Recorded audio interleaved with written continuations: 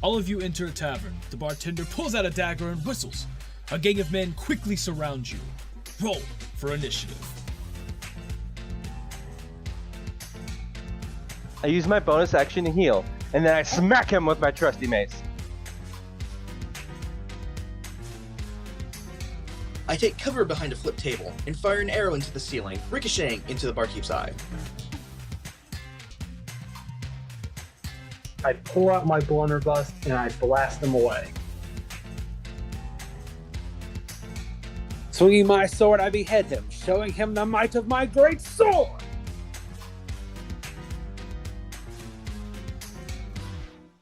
I summon Serpent's Fang, launching it into the halfling's eye. Hello everybody and welcome to eDIOCRACY, the show where a bunch of idiots that don't know how to play D&D sit down and play D&D. Today, once again, I am joined by the boys. Hey! As we return to a certain number session that it's 14. We're on 14 now. Whoa, that's crazy. Dude, I'm already losing count of the fucking episodes, man. We literally just, Johnny. What? We literally just figured this out. That was episode 14. We just we figured this out like 10 minutes ago. Okay, so got a weird session for you guys today because let's get back to the fucking story. we've had a couple episodes of some crazy shenanigans and shit, especially last episode. So I think, just for shits and giggles, let's get back to the main campaign. Just at least for an episode. Just for an episode. See where it goes from there. Real quick, we are going to return to the nice city of Hector, where it seems that all of you are going to be waking up from a long night of sleep after everything just happened the previous day. I need my music to play.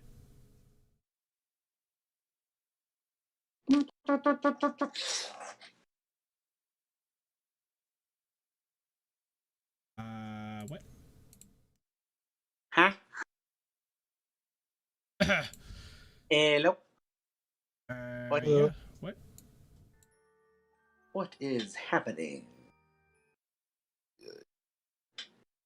And I already know what's happening, but...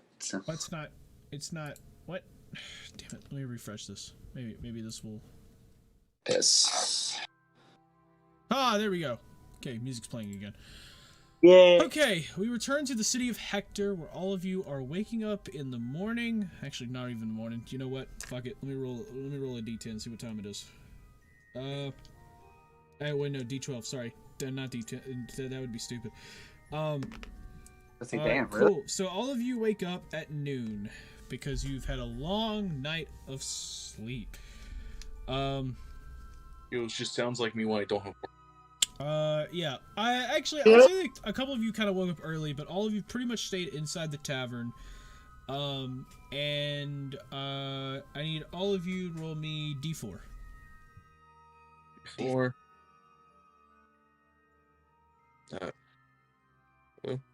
I got 2. I got 2 too. You got a 2-2? Yo. Dude, I don't know what the fuck O'Milo did the previous night, but I don't know how the fuck you got a 2-2. Wait, so... What? Oh, there it goes. I also got a 2. You got a 2. What did Travis get? 4. Travis? Vanessa got a 4, I think. Vanessa got a 4? I'm talking to Dominic right now because apparently I didn't pick up. Got it. My phone automatically hang up, so we're discussing stuff. But yeah, Okay. I rolled a 4. Got it. Cool. So Vanessa is still... What happened to music? Music? Music just changed. Music just changed randomly. Why did it just change randomly? What the fuck? I was still in the middle of the song. We were still in the middle of the song. God damn The it, universe Foundry. is collapsing! Ah! Yeah! What is it? Yellow effect. That's what it is. Dude. Foundry's been... Dude, the last couple sessions, Foundry's been fucking up the playlist, bro. It's a weird bug that I honestly need to see if I can get fixed. I don't know. That's Maggio. Yeah. Regardless, all of you wake up in the morning. Ugg, Morgeth, and Waffles, or Rilo. Ugg, Morgeth, and Orilo are sitting at the table in the lobby. You do see the innkeeper kind of standing behind the counter. It almost seems like he's waiting for a certain somebody as he's constantly peeking around the corner toward the door. Oh yeah, you also have Gore. You also have Gore out there, and all of you know that Yorn is awake, but he's in his room. Okay. Alright then.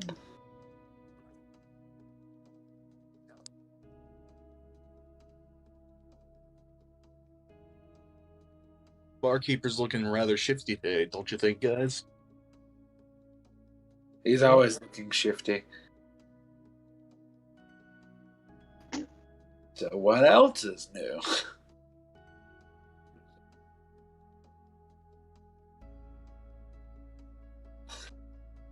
I slept way too hard.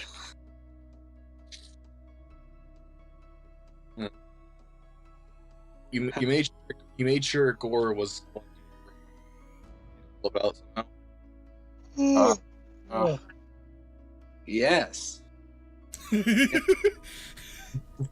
Yes, I did. He slept tightly under my bed last night, I think. You think? I mean, I don't know what he did all night. I was asleep. I don't know if he needs to sleep. Actually, that's a good question. Gore need to sleep. So what? It's like just kind of like looks over at Gore. He's like, "Does Gore need to sleep?" Like I said, I don't know. I don't control this thing. I just poofed it into existence. All I did was mix it, I guess, the mommy potion and the daddy potion, and then all of a sudden it put it in the oven and just blew up. Potion and the daddy potion. AKA the black hole potion and the fire potion. But no, in all seriousness, I do think that Gore stayed in the room all night. As far as I stayed up trying to watch, but he went under my bed at one point and I just kind of fell asleep. Okay. So if he pulled off any antics last night, I couldn't tell you. Does he have like a secret stash underneath your bed or something? Or does he just The last time I looked under my bed, I hallucinated spiders, so I tried not to look. Oh yeah, that was... And I definitely didn't do it last night either. I'm afraid there might actually be a spider under there. Well, if Gore went under there, it's safe to assume that he probably would have ate it. This is true. And then Gore just like assimilates and turns into a spider. He goes and like gives us a little like tentacle like hands to make him look like a spider, Ah! and you just like recoil back. I would like recoil back and like fall out of the bed. Oh gosh, that'd be a good prank to throw on someone. Just like have Gore turn into a spider, and just like have him like sit on top of someone. Don't ideas, but They wake up and they see this like giant like greenish spider. right.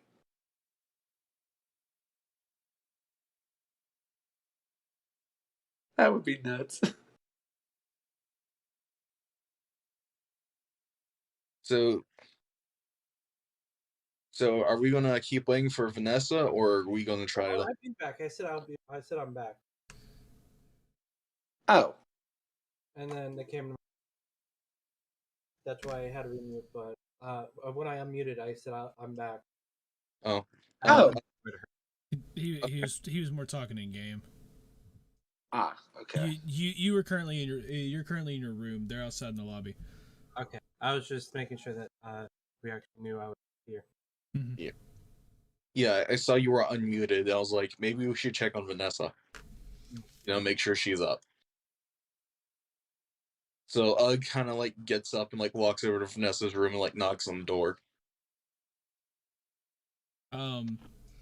As you do that, you see the door kind of swiftly open. As you see Yorn, he's basically like he's kind of like down into like, think of like goblin boxers. And you see him you see like in the middle of the room like this huge, like almost like a dumbbell that that he cannot lift, just in the middle of the room. Meanwhile, Vanessa's just like like sitting off on the bed, like just with their journal in her hand. Did you say that was Yorn doing that? That couldn't lift the dumbbell? Yorn has a dumbbell there. He's in his boxers and everything. He's basically in like goblin boxers. He's got like this huge dumbbell on his side of the room, in which that he cannot. You could look at him and see that, and he can't lift. He's wearing goblin boxers and a fucking white tank top. Johnny, you say goblin boxers, but like the first thing that comes to mind is like a small person with like white boxers with like green face. A small person with you can imagine however the fuck you want to. That's why I called them goblin boxers. Hey, you do a religion check real quick? Can I do that one? I got 17. Johnny, can I do a perception check on the bulge?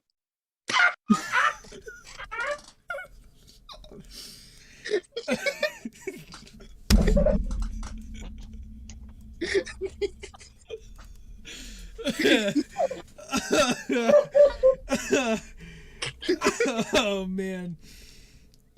Oh man, where's this fucking? Where's this at?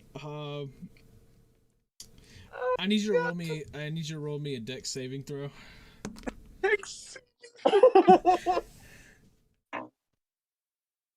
Oh, 16. Christ.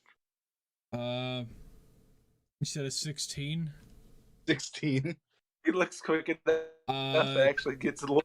Son of a bitch. So Yorn, just realizing that he's in his boxers, quickly shuts the door in your face, and almost ends up stubbing your toe in the door, but you was able to get it out just in time. I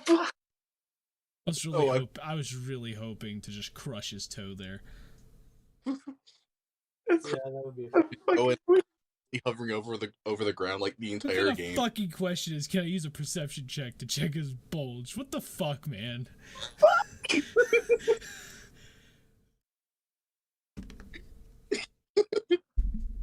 Oh god. Oh god. Wow. What the fuck? That was a good joke. Anyway. It was funny as shit, yeah. Oh my god. I assume Yorn's going to like reopen the door when he's ready, so I'm just gonna wait there.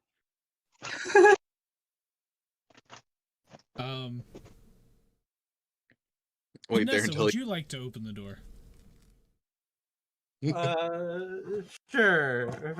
Vanessa opens the door, and Okay. like she opens the door in a way where she blocks the inside view of the room. Hey Vanessa. Hey. So is Yorn all good in there? It's not what it looks like! Yeah. Yeah.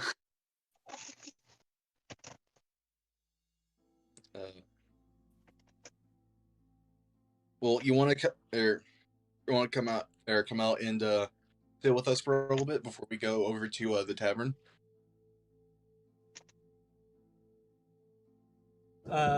Vanessa does a quick look back at Yorn, but no need to describe anything. But Vanessa takes a quick back look at Yorn, and she then nods, just like her, and goes to the door and closes it behind her to making sure that no one else could get a look inside the room.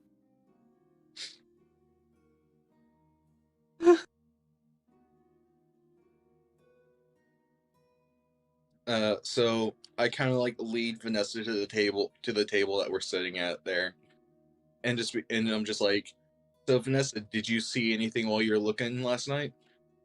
No, yeah, it was really it was legitimately just gore in the trash. Okay.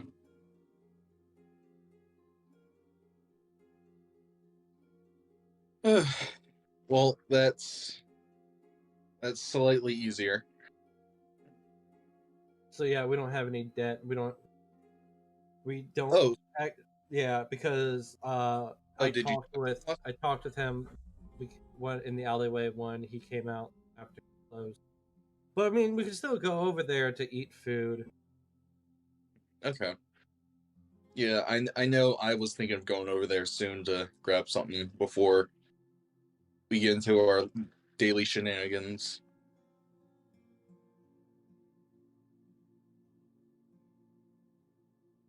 We arrive at the table where everyone is at. So Morgeth like kind of like speaks up and talks to them. And it's like, so did I just hear Yorn yell from down the hallway? It's not what it looks like. Don't worry about it. It's all fine. Yeah, you really don't have to worry about it. Okay, I'll take your word for that. So, what do you fellows and ladies feel like doing today? I was thinking of first going to grab something to eat, then heading off to probably get caught up in something. I don't know. Yeah. Like we used. Knowing us, yeah, probably caught up in something, but maybe fighting a secret dungeon. I don't know. Almost dying. Definitely an almost dying kind of deal today. Most definitely an almost. It seems like a daily thing with us at this point. We just almost die every single day.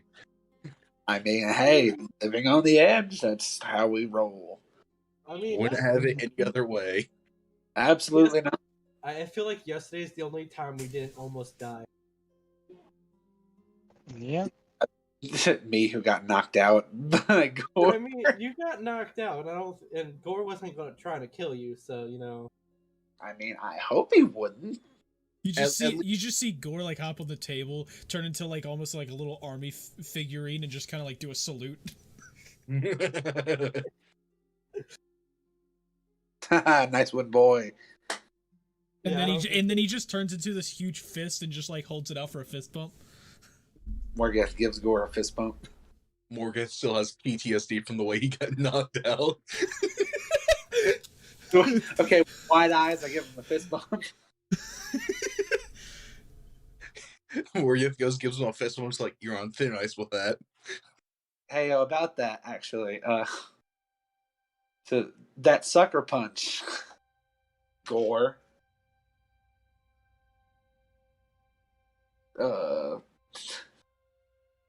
Ow. First off. Second off, I forgive you for now. Don't do it again. Anyway. Yeah. Yesterday was one of the only times we didn't almost get killed. Yeah. Nice You're right.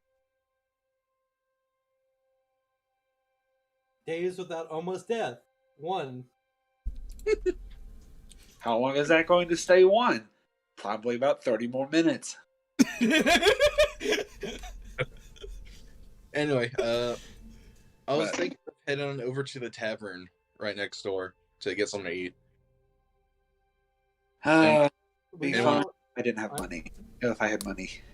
We might want to wait for Yorn, but I could always just let him know that we're heading next door. Right. And where's O'Rilo? Oh, I'm He's here. at the table. Oh, I've good. just been Fine, I taking forgot. care of it. Don't worry, Morgoth just woke up. He still has Yeah, his... I woke up too. So if I don't hear your voice, then you don't exist at this point. I'm sorry. When I wake up in a little bit, I will remember. I apologize, O'Rilo. Morgoth just has object permanence problems. Only when he's tired, though. He'd When be he's real tired, like- he's a different person. He'd be real fun to play peekaboo with in the morning. He plays peekaboo and win. On for his world. He's All you gotta do is not talk, and you win the hide and seek challenge. You could count to 1 and just not speak, and Morgoth would not be able to find you. So, Vanessa, you said that we should probably wait for Yorn. I mean, you guys can go on ahead. I'll just let Yorn know that we're going next door. Okay. I'll just down some rations or something. I don't have any money. I had like 5 silver pieces, and I used that to buy my last meal, so. I mean, one of us can cover your. Yeah. Well, I'll cover you. But I'll cover you for this. thank you, Ugg. I appreciate it. Kind of starts like walking towards the... Morgoth follows. Vanessa starts heading back to the room to let Yorn know. And Aurelu.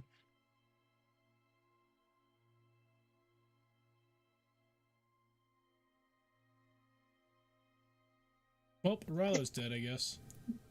Oh, Aurelo's just like staring off into space at the table.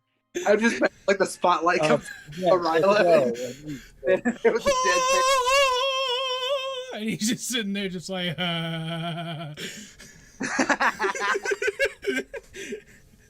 He's got flashbacks from work. My head kid is like that. You just feel like a spotlight come on. And he's just sitting there, just deadpan, just staring off. The innkeeper is just like, it was just like basically just holding a candle over him with a fucking like, or like just holding a lantern and just like right over him just to give him a spotlight and just like, Yeah. hey, get out. Hey, I stepped out like 2 weeks ago.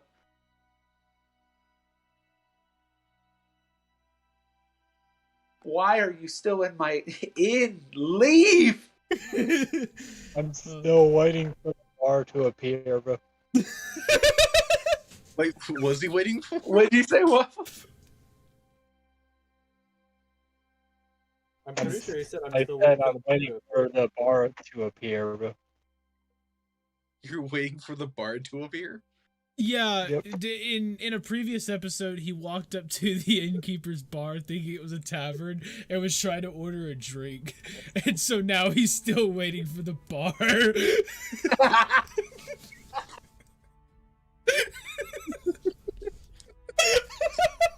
Okay, so now O'Rilo's the tired one. Oh my god. I'm As waiting Ugg, for the bar to appear. as Ugg gets to the door, he's gonna shout back at Rilo, "Hey, you coming?" Yep, I'm coming. Go. Let's go. Okay. So Ugg, Morgoth, and Rilo head to the tavern. I just imagine Aurelius like, "Yep, I'm coming." Doesn't get up. Yeah, but he's just sitting there for like 5 more minutes. Yeah, so as everybody's pretty much leaving it, wait, is Rilo actually just sitting at the table? Is he just not?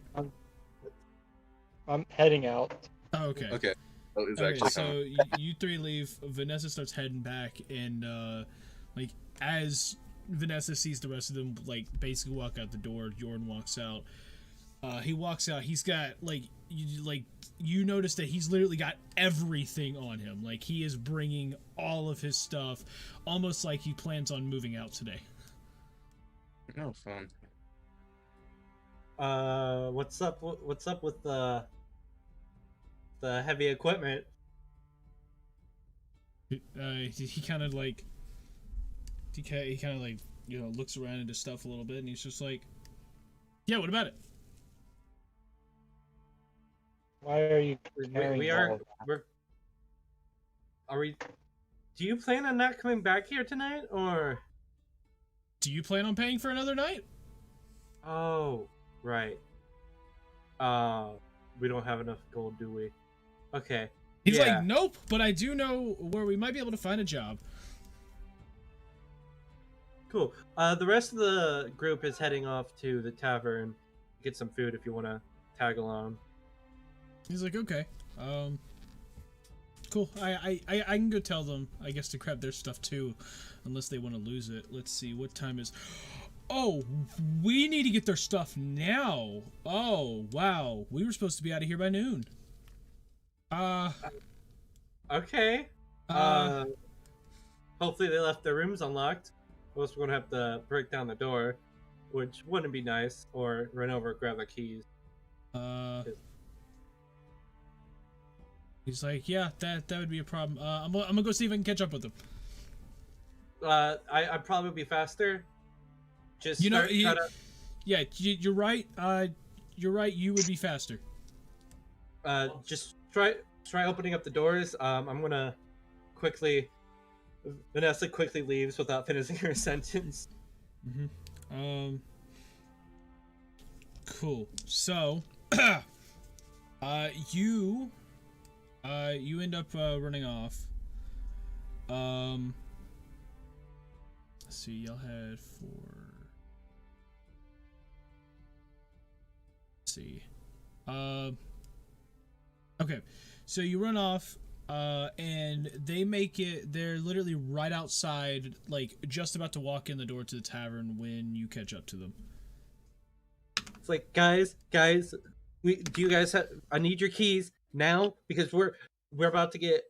We forgot we're not coming back another night, so we need to grab your shit. Oh god.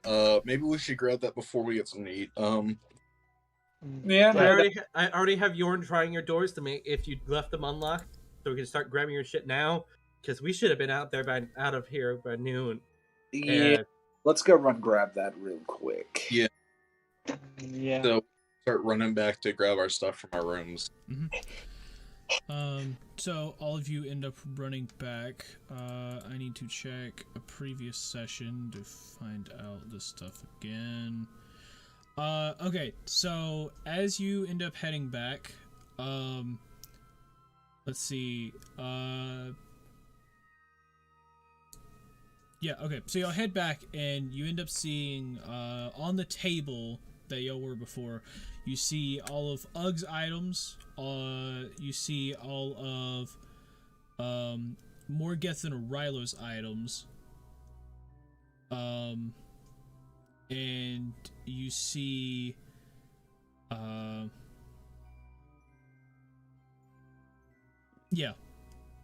you see literally just Ugg, Morgeth, and Rylo's items sitting on the table.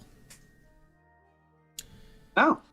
So you're just like, it's like y'all apparently left them unlocked, so I was able to go into your rooms. He goes, Vanessa, do you have our key?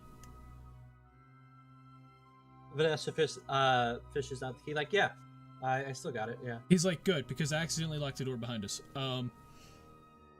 So you can go grab your stuff. I've already got all mine. I usually don't leave my stuff in my room, so we're good. What? Wait a minute. Then whose stuff was in there? I keep everything in my backpack, and I keep everything. Always keep my backpack on me. He starts looking around his stuff, and he's like, "Huh? Well, wasn't mine, so okay, let's just go." We can check it out. I mean, that is free stuff. Yeah, free stuff, but not free. Unless they left it there. Yeah, he's like, no, he goes, well, I don't know. It could be the innkeeper put stuff in there. I don't know. Maybe he's putting it in there for, like maybe the next person or whatever. So yeah, I have all my stuff. I that's why I never get like too comfortable in the rooms. I just keep everything on me. yeah. So Yorn's just like, yeah, cool. I guess we need to turn in our keys then.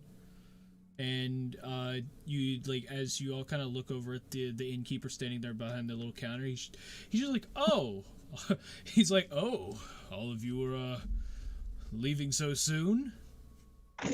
Yeah, I don't think we got enough money to spend another night. So.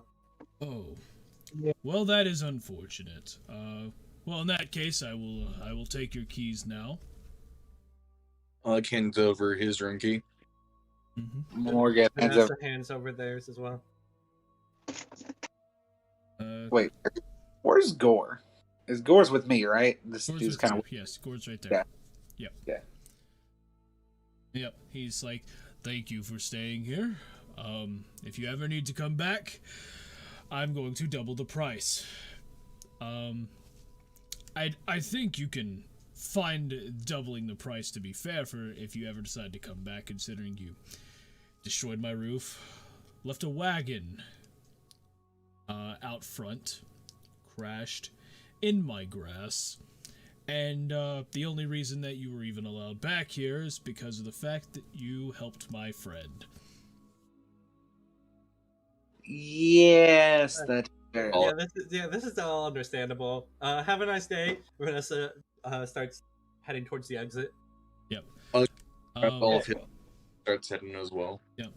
As all of you grab your stuff, start walking to the door, all of a sudden the door opens in front of you, stopping all of you like immediately as you see somebody step into the door with a nice little cane in his hand. He's got a nice little bowler hat and his butler attire. You see the robot that fought in the arena, and Morgeth knows him as Marquise. Wait. Marquise? Oh, hello, good friend. How are you? It's been a while. I'm doing pretty good since you spared my life that one time. How are you doing? I am doing just fine. Just traveling around. So are all of you leaving currently? Yes, actually, we're planning on doing some traveling ourselves as soon as we grab a bite to eat. I see. Well, I actually was going to stay here for the night, but you know what? I think travels would be better with company. So if you will allow me, I would love to join you for a little while, just to kind of just to get some more bearings of the road. I'm not very familiar with this area of Hector, and just decided an inn here was going to be nice. But since I have friends here, I would like to be able to come along. Well, gang, do you guys mind if he joins us? He did save my life. Well, spare my life. A friend of yours is a friend of mine. Hello there. My name is Ugg, and I do my signature bow. He's like, well, it is my honor to meet you, one of the eDIOCRACY, and he also does a bow back to you.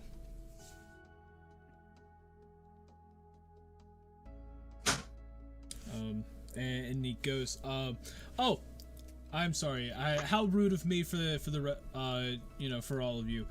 The name is Marquise Eschunder. It is nice to meet all of you. For the ones I wasn't able to meet before. I do remember Morgeth here from the arena. He was a fine fighter, and it seems that he had not exactly the best intentions for winning the tournament in mind, but it did seem that he had a pure heart, and so that is the only reason that I, as he puts it, spared his life, even though I did not plan on taking his life to begin with. Well, I mean, it was combat, so I'm glad you didn't intend on it. Yes, of course. Mm, I never intended to take a life. Good man. One. All right, so are we going to grab a bite to eat, or what? What's the plan, gang? I'm Vanessa's just stunned silence after seeing the robot again. Because flashbacks to the arena of her getting her ass kicked in by your guys' group. As she's going down the stairs. Oh my god, I forgot about that. Oh yeah. Vanessa, are you okay? Yeah, I'm fine. Let's just let's just get something to eat. Okay. Yeah, so I get pretty much Marquise kind of steps out of the way. Y'all start walking out, and you'll end up walking down a few steps, and you actually notice Marquise kind of like at the edge of the road. He stops. He looks both ways. He looks both ways, and like as he goes to take a step into the road, he stops for a moment, looks back down to his left down the road. And you see him like kind of like wave to somebody coming up in a wagon. Marquise, who are you waving at? He's like, "Oh, dude, you don't need to worry about that. It's a good friend of mine. I have known him for a long time. He's actually a nobleman of some sorts. I have tea with him every once in a while. It's a nice little pastime we have together." Ah, okay. And as the wagon kind of comes up, and it comes up to a stop right in front of the inn there, and then the wagon carriage, you see the driver kind of get off, and open the door, and you see like a nobleman looking person like step out. You don't get quite a glimpse of their face, but all of a sudden you hear a familiar voice that goes, "Is that Marquise? Is that Marquise with everybody else?" And as he takes a step forward, you notice it, and it is your good friend Gregory the Third. As he does a quick little bow, and he's like, "I can't believe I've seen all of you again." Vanessa's just like, Gregory! We meet again! He's just like, "Ah, yes." He goes, "Vanessa, it's nice to see you again." And him and you kind of notice like Marquise. He's just kind of like standing there, almost like in some sort of butler fashion, not saying anything, but kind of just watching the interaction between all of you. And Gregory's just like, he's like, "Yeah, I have heard of your adventures a little bit. I knew y'all had left Hestia, but I didn't realize all of you headed over here to Hector."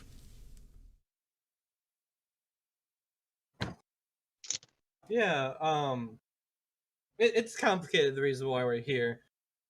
Oh. Very complicated. He's like, "Well, nonetheless, y'all are here anyways. Are y'all perhaps staying at this inn? Because I was actually recommended this inn by a colleague of mine." We were, and then some things happened, so we can't afford it anymore. Yes, a lot of things have happened. Let's just say it had something to do with 2 dragons and in the roof. That's all I gotta say. Okay. Wow. That does sound very strange, but I would expect nothing less from all of you. Well, if you don't mind me, I need to go and check in. I believe they have room 4 available to me, so I need to go and get the key for that. But it is nice seeing all of you again. Nice to see you too. And Gregory kind of like steps to the side, and walks around all of you to kind of go up the little steps there into the inn, while his driver takes the wagon around back. Oh, so that's whose stuff we almost stole. Ha! Just kidding. But it is interesting to hear that that's whose stuff is in your room. Yeah. Hmm. I mean, it makes sense, I guess. Yeah. You'd figured, noblemen would have stuff prepared for him. Either way. I'm starving. You guys want to go ahead and get something to eat? Probably should. Yes, that would be delightful. Yeah. Yep. Marquise looks over and he's like, "Of course, let's go." As he you see him do like a weird robotic march almost to the tavern next door.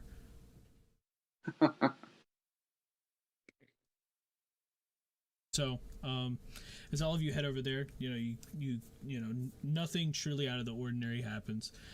You open the door, walk inside.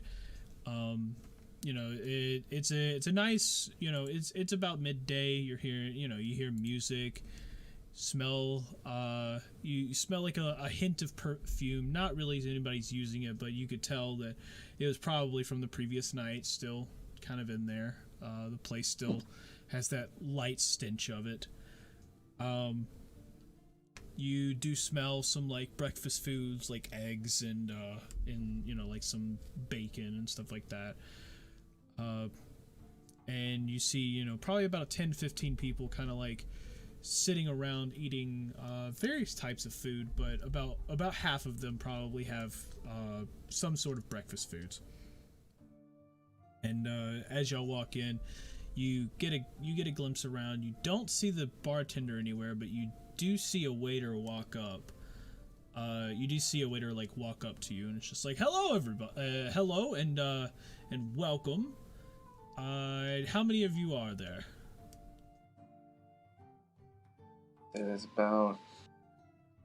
I think there's 6 of us, right? Including Marquise and Yorn. Yeah.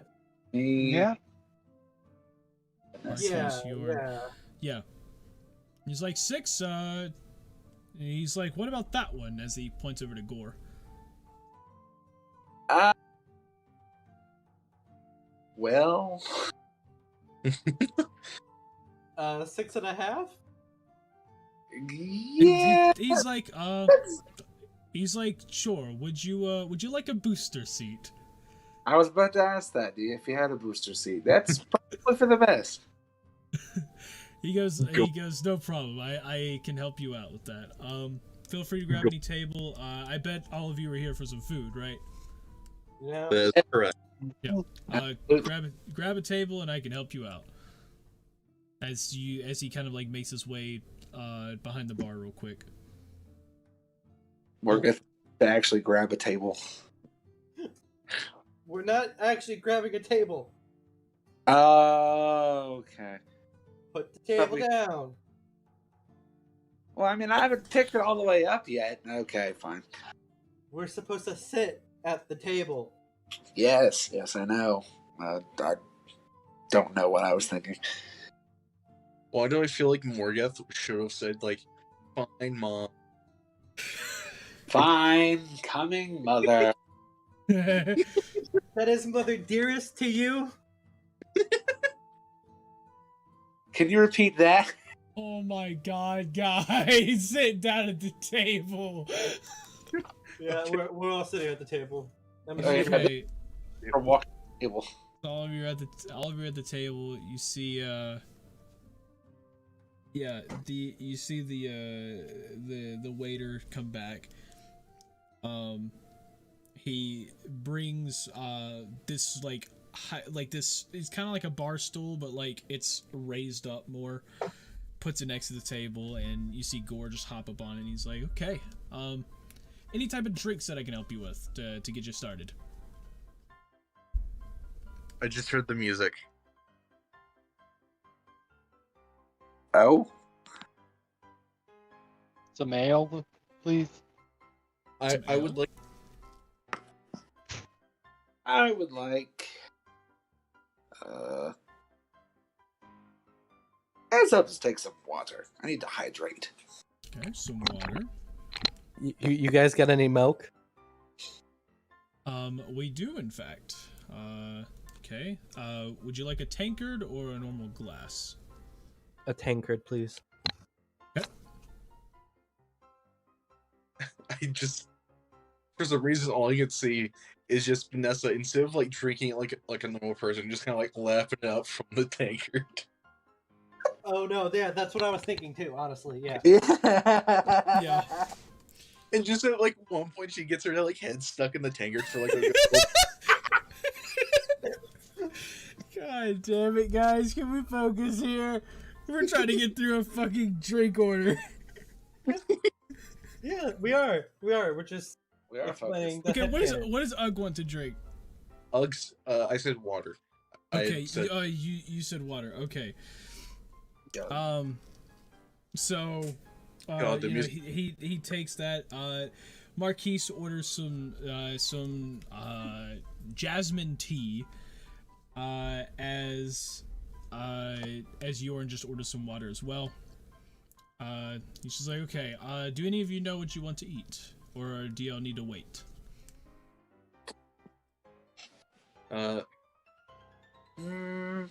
Ugg just kind of wants some like egg, bacon, and toast. Maybe some sausage. If you got that. Morgath asked. He's like, yeah, we have all of that. Morgath asked I'll this want some. for the morning, like a special.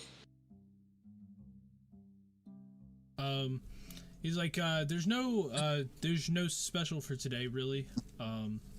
This is the one day of the week that we don't have a special.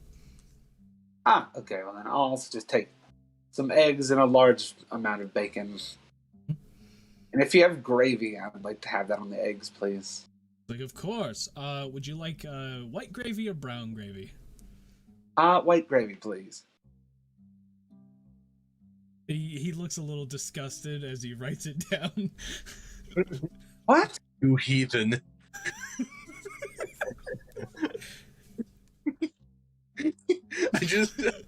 I feel personally called out. That's quite literally the pineapple on pizza in this universe. Oh, in this universe. Okay, I was like, what? Do That's you what I feel like. like brown gravy on eggs more than white gravy? And like regular sausage gravy? Wait a minute.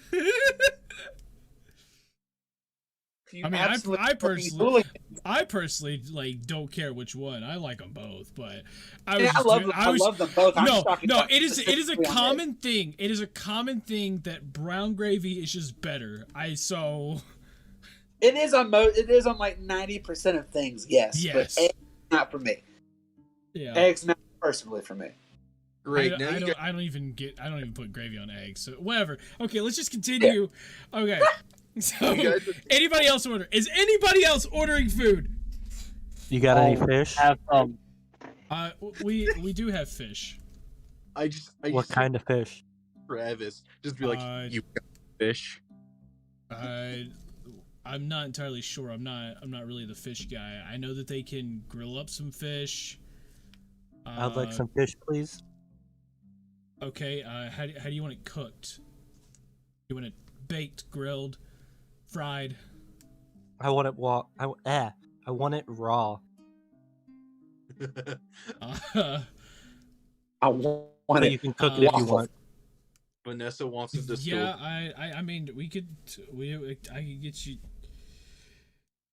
Okay, and you just see him just kind of like write write it down, and he looks over to his right toward Arilo and looks like basically at his belly button for a second, like at his like midsection essentially, and then he like slowly looks up and just like, and you sir, how can I help you? I'd like some ham and bread, please. So. Okay, some ham and bread. Okay, is that gonna be all? Yes, that will be all. Okay. Yeah, and Yorn essentially just orders himself some eggs and ham, and Marquise is just sitting over there. You know, he's just waiting on the tea. So walks off. The waiter walks off, and he's just like, he walks off and everything, and he ends up coming back. He's got the drinks and everything, and he's like, yeah, give it a few minutes, and we'll get the food to you. As he ends up walking back to the counter again, you do end up seeing the bartender walk out of the kitchen. He kind of like takes a rag real quick, wipes the sweat off his face a little bit as he's just what it looks like been in the kitchen for a while, and he gets back behind the counter where he has a little stool that he sits on. And he just kind of leans back, just like almost exhausted.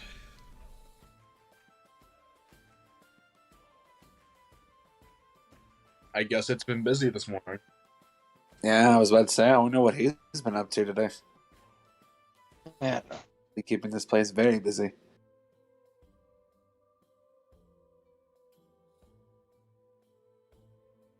I would have paid O'Reilly to just, when the waiter asked him what he wanted, for him to just, in one word, just go, bread. Just for no fucking, just, yes, bread. It's like, damn. Okay. Bread in the souls of the innocent. Bread and the souls of the innocent.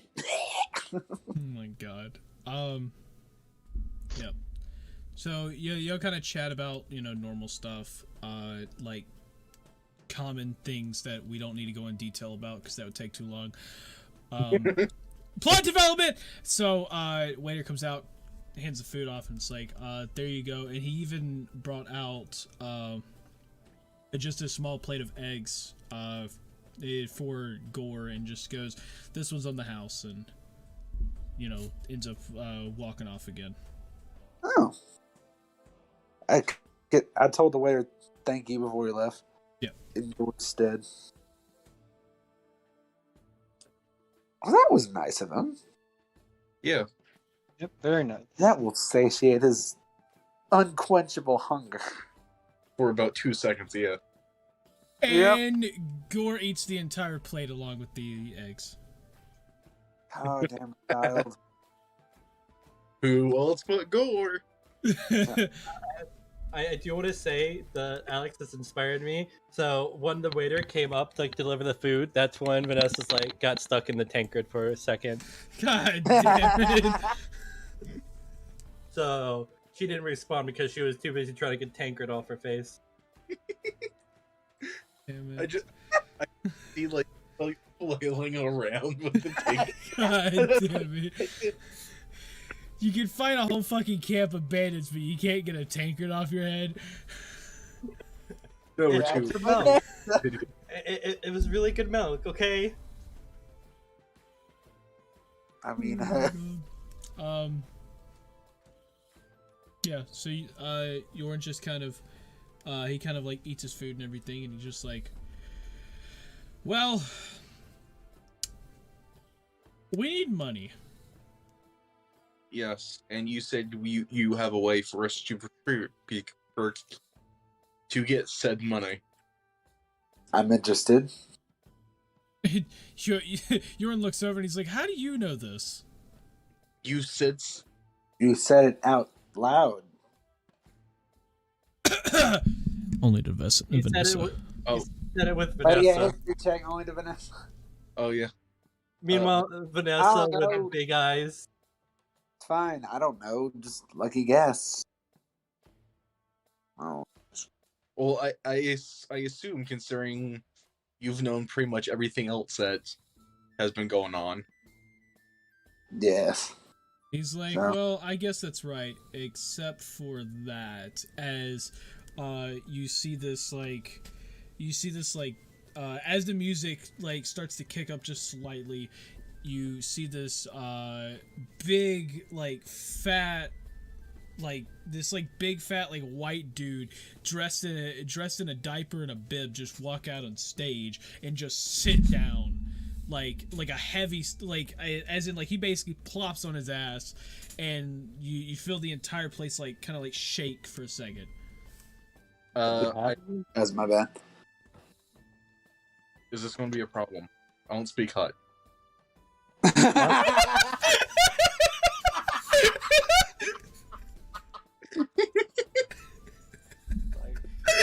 Is this going to be a problem?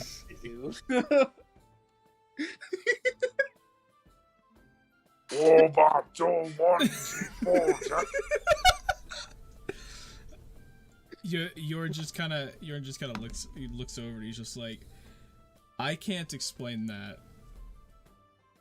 I don't think anyone can. I don't know.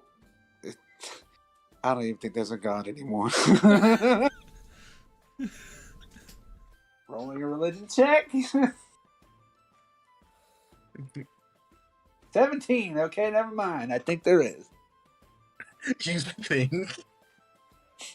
I mean, Thank the God. based off what you believe. It's like, well, God exists, and he put this crap in front of me, so he must be testing me today.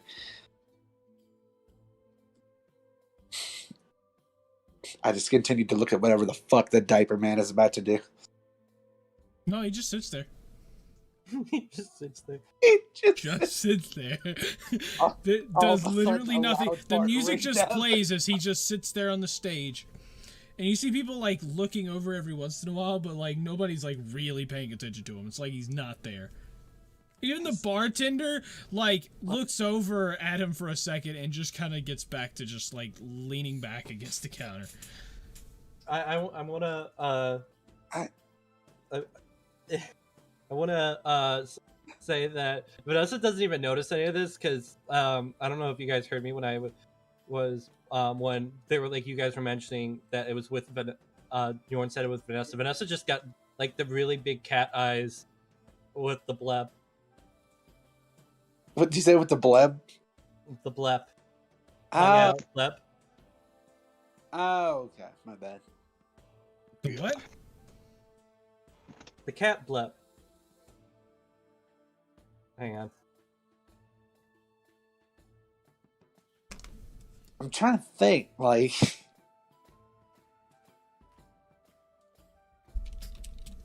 I found the perfect image. Hang on. Give me a Hang on, second. I'll look in the text Oh, chat. I see what you talked about. Yeah, I'm Is trying to Vanessa think. just devolving over time? Because I don't think she's supposed to act this much like cat. No, it's quite literally she hasn't had milk in years. Didn't she just Oh, have... yeah, that's exactly what I thought it Didn't was. she just have it like 6 episodes ago? No, not. I don't think milk. No, Johnny's like about... Oh my god. maybe, but it's some really good milk. Okay, let Vanessa enjoy her milk. Okay, you. God damn it. Vanessa? This is the one time Vanessa gets to the one time Just Vanessa give me gets this to do this kind of stuff. Okay, continuing on. So Jorn goes, well, regardless of how strange this place can be, I do know where we might be able to find a normal job. Okay, go on. So, there's a place downtown. It's in the, what is actually named the Magic District. Uh-huh. And you'll understand why when you get there. The place we have gone through, these are the light magic areas. Or the lightly sprinkled magic areas, where you do see magic every once in a while, but you don't see it as much as you do downtown. Downtown's also where some of the dwarves live. Oh! I will warn you, they tend to be grouchy. Oh. Yeah, Really? yeah. But they had at least 7 different personalities. Well... I'm fucking done! I swear, I absolutely hate you. Wait, He's walking I away. can't believe it, man. You fucking bitch. Wait, what did Justin say? God I dang thought it, man. You fucking personality. piece of shit. What'd you say, The Justin? 7 dwarves from Snow White. Oh, I thought they had at least 7 personalities. Oh my god.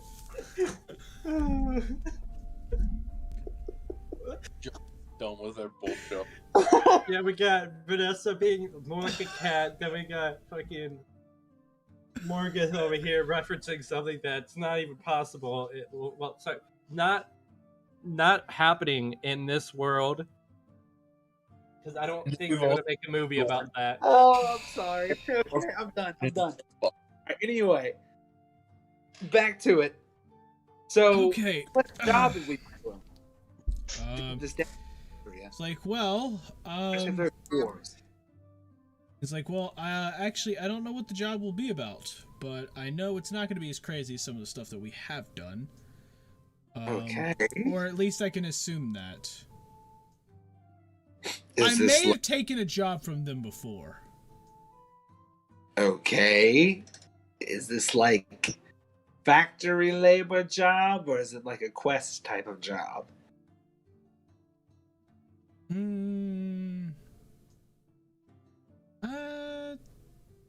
I mean, yeah, I have no clue. We'll just have to go and find out. Oh. So you're telling us you accepted the job without finding out any details? Fun, let's go. I didn't accept the job. Oh, okay. I said I knew where I could find one. Which you Gotcha. somehow knew, even though I didn't tell you. You make a lot of assumptions, don't you? I've traveled a lot with Tony, and I've learned to make assumptions a lot of time. And it has actually it did get Tony out of a lot of sticky situations before. Have you ever assumed that you're wrong? And he, like, gets up from the table and starts walking off? Jeez, what's up with him today?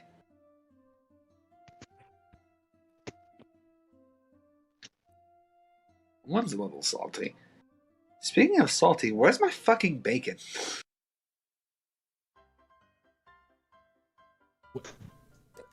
What do you mean? Wait. Oh, wait. That music. I was in front of you! But the music changed after he said that. Listen, look, the baby man showed up, and I forgot about everything else for about 20 minutes. Johnny, that was the perfect music change ever. Where's my bacon?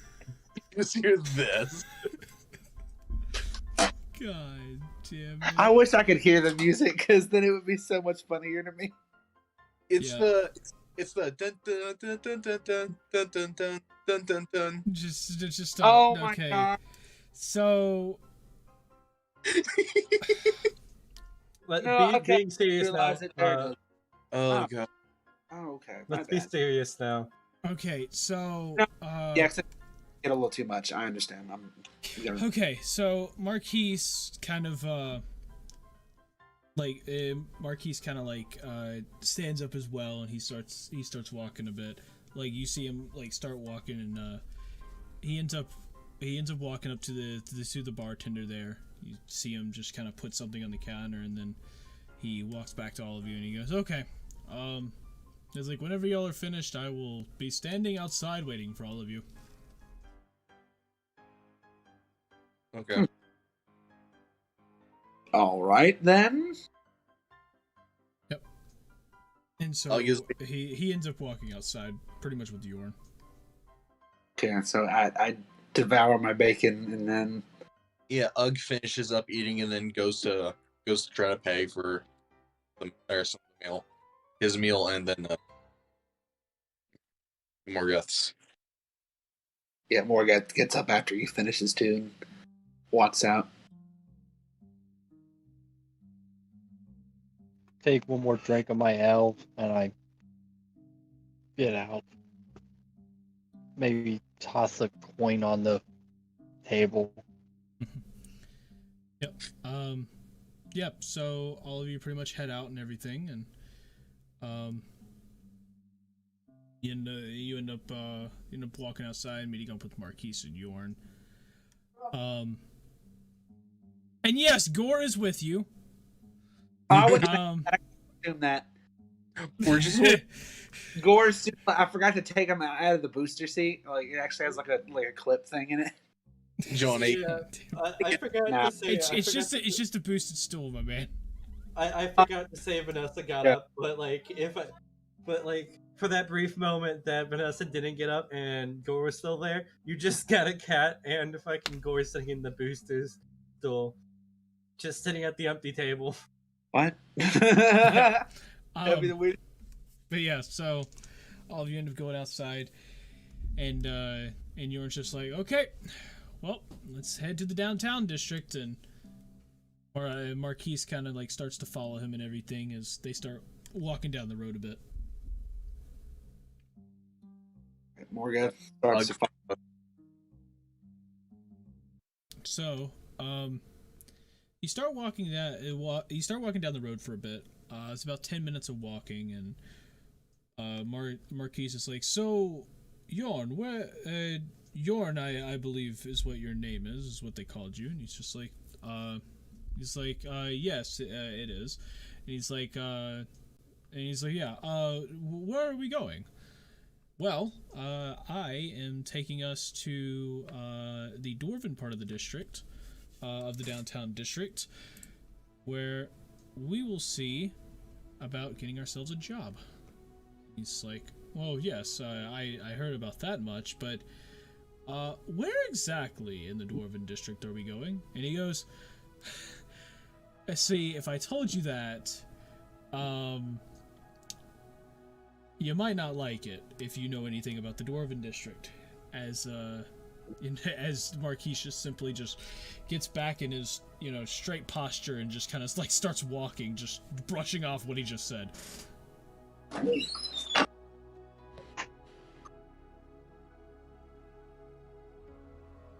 And so, all of you make your way down to the downtown area. As you start to walk into the area, you start to notice a little more magic fills the air, as it almost feels like you guys can breathe easier now. Like, you start to feel slightly lighter as you're walking around. Whoa. And on top of that, you start to notice a lot more animals running around the place. And not like animals as in they're going through the garbage, but more the fact that they're actually working with people. You see a pack of squirrels actually carrying a basket for an old lady. You walk in, you see this bear pulling these not on a wagon, but just pulling these crates with with a rope using his teeth. There's a guy that comes in riding on the back of a moose, and kind of look around, and you're kind of amazed by all of this, and then as all of you start to get a nice sense of the magic in the air, Yorn takes a right down a very dark alley that leads to what you think is going to be your dooms. Oh, fun. Yorn? We go from Cinderella to this. Yorn goes, well, we're heading down to the Dwarven district. And when I say we're heading down, I mean we're heading down. As he walks up to a panel, you see a brick wall, and he just kind of hits the wall there, and it basically spins around, and the panel kind of disappears into the wall, and you are revealed to what looks like an old mine shaft elevator. He's like, well, time to hop in. And as you see him get into this little elevator, he you know, there's like one lantern in the back of this lighting this thing up. But other than that, it just cut like bricks on 2 of the sides and the cobblestone on the back wall. Just like basically the only things keeping this thing up. Are you sure this is gonna hold together? And Yorn goes, "Oh, of course. The dwarves made this. And if I know anything about the dwarves, they know how to build stuff." Do you know anything about structural integrity? This doesn't look safe. He goes, "Yes, that is the dwarf's specialty, is making things not look safe, but safe at the same time. Come on, all of you can hop in. This thing could probably support about 6 times all of our weights." Okay. I'll trust you on that one. I'm sure the dwarves are a cheery folk. And as Marquise takes a step into the elevator, the entire the elevator kind of like you see it like shift up and down just a little bit. Like as he like walks in, he goes, "Yep, it supports me, so I know it supports all of you." He's like, "Please come on, step in." And you're just like, "See, even the robot gets it." Vanessa steps in. Yeah, Morgan. Steps in as well. Yep. All of you pretty much step in, and as Arilo comes in, he has to duck his head because it's not quite his height. And then Yorn's just like, "Okay. So, any of you know how to operate this thing?" Why would we know how to operate this thing, Yorn? He's like, "I don't know. Have you ever used a pulley elevator before? Or a pulley lift before?" If it's a pulley, don't you pull something? It's like, "Yeah, that's the problem. I don't see anything." And Marquise you see Marquise kind of like look around, and he sees like a little lever like kind of in the ceiling, and he goes, "I think you pulled this." And then he pulls it, and you guys drop what seems to be about 200 feet, and then all of a sudden, after dropping for about 200 feet, barely keeping your feet on the actual lift itself, it just comes to a very fast stop. And as this happens, when it comes to a fast stop, it does it to the point where all of you almost lose your balance, but it has just enough resistance on the bottom, like shock resistance, that it doesn't break your legs. It just basically makes you off balance for a moment, but all of you kind of catch yourselves on the sides. And Yorn goes, "Yeah, I forgot why I don't come down here often." And as you look around, you see, there's a little like basically the whole sides of it's just a huge window. You see a huge cavern, and you see probably like hundreds, maybe like 1,000 dwarves underground, either mining or, like you see a little town like under there where, there's people, walking around. Basically, there's a whole nother town below Hector. Whoa. I never knew this place existed. I know this place is big. So this is some sort of, mining town for the dwarves? This place is a place. I have no other words.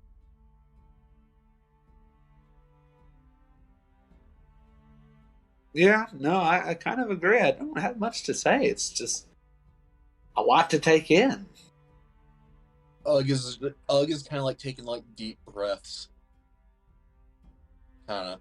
Yes, also the shock of Just thinking kind eyes. like it's Ugg doesn't mind being underground. It's just the fact of like the dead drop and the fact that they're underground that Ugg is just kind of like out of it right now. Yeah, so Yorn goes, "Well, Time to go get us those jobs, I guess. And you know, he takes a step off the elevator. Marquise goes right behind him. Vanessa's behind Marquise. Kind of like slowly follows them. Yeah, Morgeth's just following along.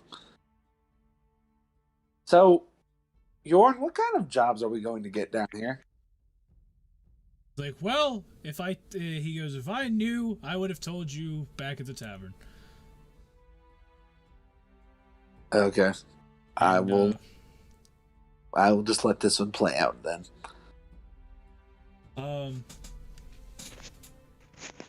Yeah, he kind of walks up and everything, and he walks up to one of the doors, kind of just standing on the side, and he's like, hello, where can I find, and he leans over to whisper to the dwarf real quick, and he's just like,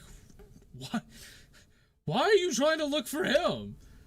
You know that he's great, and he like shuts him up real quick, and he's like, hey, got friends here.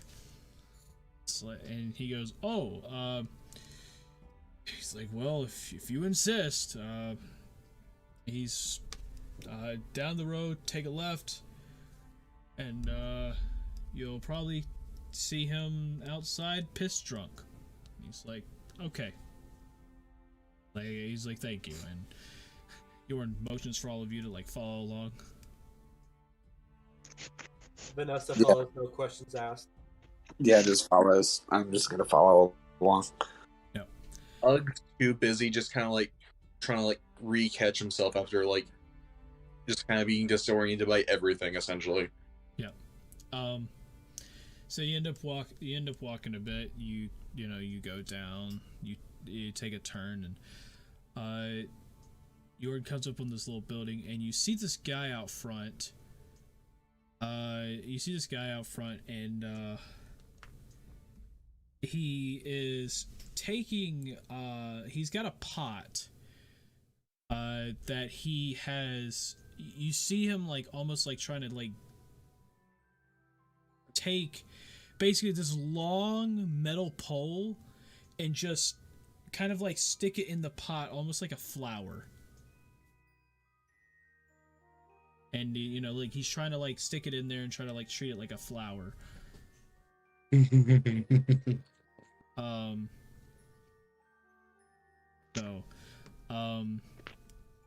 And as Yorn walks up, he's just like, he goes, oh my, it has been a long time, hasn't it, friend? And the dwarf turns around and he goes, Yorn?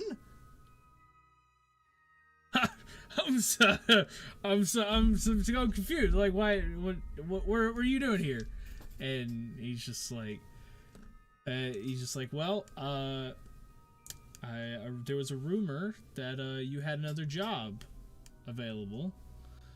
So I don't know about a job. I mean, I've got things. I do have things that I ain't been done. But what kind of job you're looking for? And he's just like, he's like, well, I'm looking for so some kind of job that all of them are capable of doing. And he kind of looks past him to all of you, and he's just like, okay, I mean, I got a few things over here, and then just, I mean, I could probably just do it down to the mine, and you're just like, well, slow down. Mining company? And he's like, no. He's like, these people can do something a little more. They're capable fighters. They have survived through things I didn't think that I would survive through. And they have gotten me through a lot, and I believe that they could take on one of the bigger jobs. And the guy kind of, you see him kind of like open his eyes like kind of wide, just like trying to almost like he's scanning all of you, and he's just like he just nods his head and just kind of sits there for a moment, and he goes, I got one job. come inside. As he, like, starts, like, he goes and quickly just opens the door and walks inside. So Yorn's just like, well, I guess let's go inside. I guess kind of finally recovered from like the shock of everything. So. Yep. So he, ends up going inside. As all of you kind of go inside, you notice that the room's pretty small. Arilo basically has to get on his knees to walk around in here. And a couple of others have what? I said damn small room. Yeah. The others actually have to end up bending down just a little bit as well, to kind of like properly be in there. Even Yorn has to like slightly tilt his head, and as all of you kind of like move your way in there, you get in there somewhat comfortable in there, and the dwarf turns around and he goes, name's Crazy Dave. People just call me Crazy. Nice to meet all of you. Nice to meet you too. Likewise. You too, Crazy. And Nug does his signature bow. Yeah. And so Yorn kind of like turns and he's like, yeah. So these are my friends here. You've got and he like points around as he introduces. He goes, there's the Goliath of Rilo. We've got Vanessa, the Tabaxi, the Tiefling Morgath, Ugg, our bird friend, and he turns to Ugg and he's like dwarves don't know what eDIOCRACY are, and he goes, there's Gore, our slime friend, and then a friend of ours, Marquise, which is our robot butler over there for the time being, and he's like, yeah, nice meeting all of you. So, Jordan, you want to do a job? I was like, yes, yes, we did come here for a job. He's like, all right. And you see him, walk over, like in this little kitchen area. He pulls out a piece of paper from one of the drawers and he comes over and he slaps it down on what looks on his very small coffee table. And he's just like, oh, so now in your minds, we got a little thing here. And it's just, we ended up mining a little bit, and then Yorn's just like, okay, this is gonna take a while. I'm gonna go in the back. I forgot. I need to talk to him in private. Did y'all understand anything he said? Not. No. He's like, okay. He's like, okay, Crazy Dave. We need to go in the back and talk about this. And it's like, what do you mean? And it's like you tend to not really come off as someone who's good with words. So let's go talk about the job, and I'll come out here and explain it to them in a minute. He's like, oh, okay. And he grabs a piece of paper. They both kind of like walk off into another room just around the corner, leaving all of you kind of just sitting there. Basically all of your necks are starting to cramp a bit from having to, your necks and your back starting to cramp a bit from like bending over constantly. Ugg kind of goes to like sit down against the wall.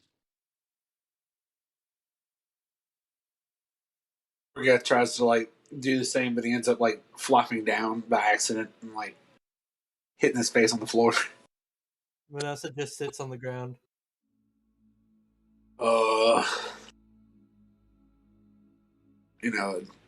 As beautiful as this environment is, very tiny. Very, very tiny. Yes, indeed. Yes, I don't tend to like small spaces, nor do I truly like underground spaces. Yes, I don't particularly like them either. Uh, especially small spaces. My horns usually don't do well in small places. Look at me, and then I kind of like slightly unfold one of my wings, and then fold it back up. Yeah, no, I understand. Yep. After you'll talk for a minute and everything, Doran walks back out and he goes, "Okay, this is gonna be a fun one." And he comes back, he puts the map back on it, and he goes, "Okay, so basically what Crazy Dave told me," and Crazy Dave basically waddles back out. He's like, "So basically, last week in the mines, the mining company ended up digging into some type of ruin. They didn't think much of it and kind of just left it there. But what happened is a group of kids got close to it, ended up going inside, and they haven't seen the kids since the incident happened. However, they are a little worried as they did end up running into some droggers walking out the other day. They swiftly dealt with them, but they believe that the kids may not exactly be alive, and of course, with some of the dwarves not really wanting to actually risk the chances of going in there, they've put up job postings around in hopes to find people to do it. So I told them we'd do it. So we're- basically a rescue mission. Yes, it is some sort of rescue mission. Except that the people we're trying to rescue may or may not be alive. So I'm still. So he goes, basically, this job is from the mining company. But Crazy Dave was tasked for finding people for it, and that's why he had it to begin with. And he kind of like turns over to Crazy Dave and he's just like, "So how much are we getting paid for this?" Crazy Dave's just like, and he like, you see him like look around and he grabs a coin pouch and he grabs a coin pouch and it's a very small coin pouch. Like you could probably, like, it looks like you probably could fit like maybe like 4 or 5 coins in there, like super small. And he walks over and you see him like you see him like basically just like put it in the palm of his hand and he's like, "Not as much." And Yorn's just like, what all of you think? Maybe there's platinum coins in there. I mean, this is true. There could be platinum, and that's worth a lot. Platinum is 10 gold pieces, I believe. It's a lot more than I have. So it's a lot more than I have, at least. I don't have any money. Yeah. 1 platinum is 10 gold pieces. So if only like 3 to 4 could fit in there, it's only like 30 to 40 gold pieces. I mean, it's more than a lot of us have, so. A lot more than 0, I can assure you. Yep. And so, you know, do you see Crazy Dave kind of nod his head, and Yorn's just like, "Well, he's like, since you've accepted it, seems like we're going for it." All right. And so he goes, "Well, I guess we should all get outside so he can show us, and also so we can straighten our backs again." As you see him kind of like push against his back to try to crack it a bit. Definitely. Yep. And so all of you end up making your way outside. As you make it outside, Crazy Dave kind of waddles out of his house. You see him shut the door, and he grabs a key and like locks his house. And he's just like, "I'm gonna take you this way," and starts waddling down the road. Oh my God, they're killing me.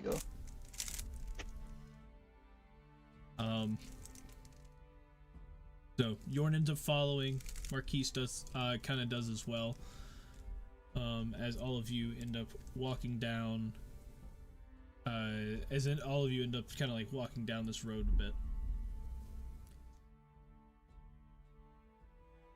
I knew this was going to be an interesting day.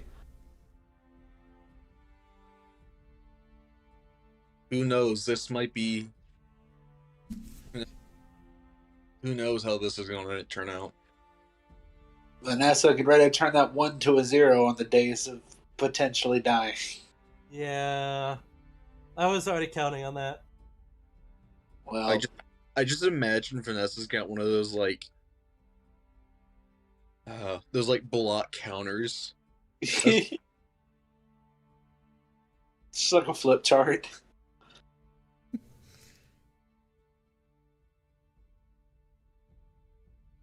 But, no, this might be a very daring adventure that we're about to go on. I don't think we've ever been to ruins before, have we? Been to... No, we have, or at least I haven't with you guys. Yeah, I haven't with this group either. So, Yeah, I don't think we have. well, this will be a fairly new experience for all of us. Hopefully, this is going to be fun. I hope. I mean, we're fighting the undead. How fun could it get?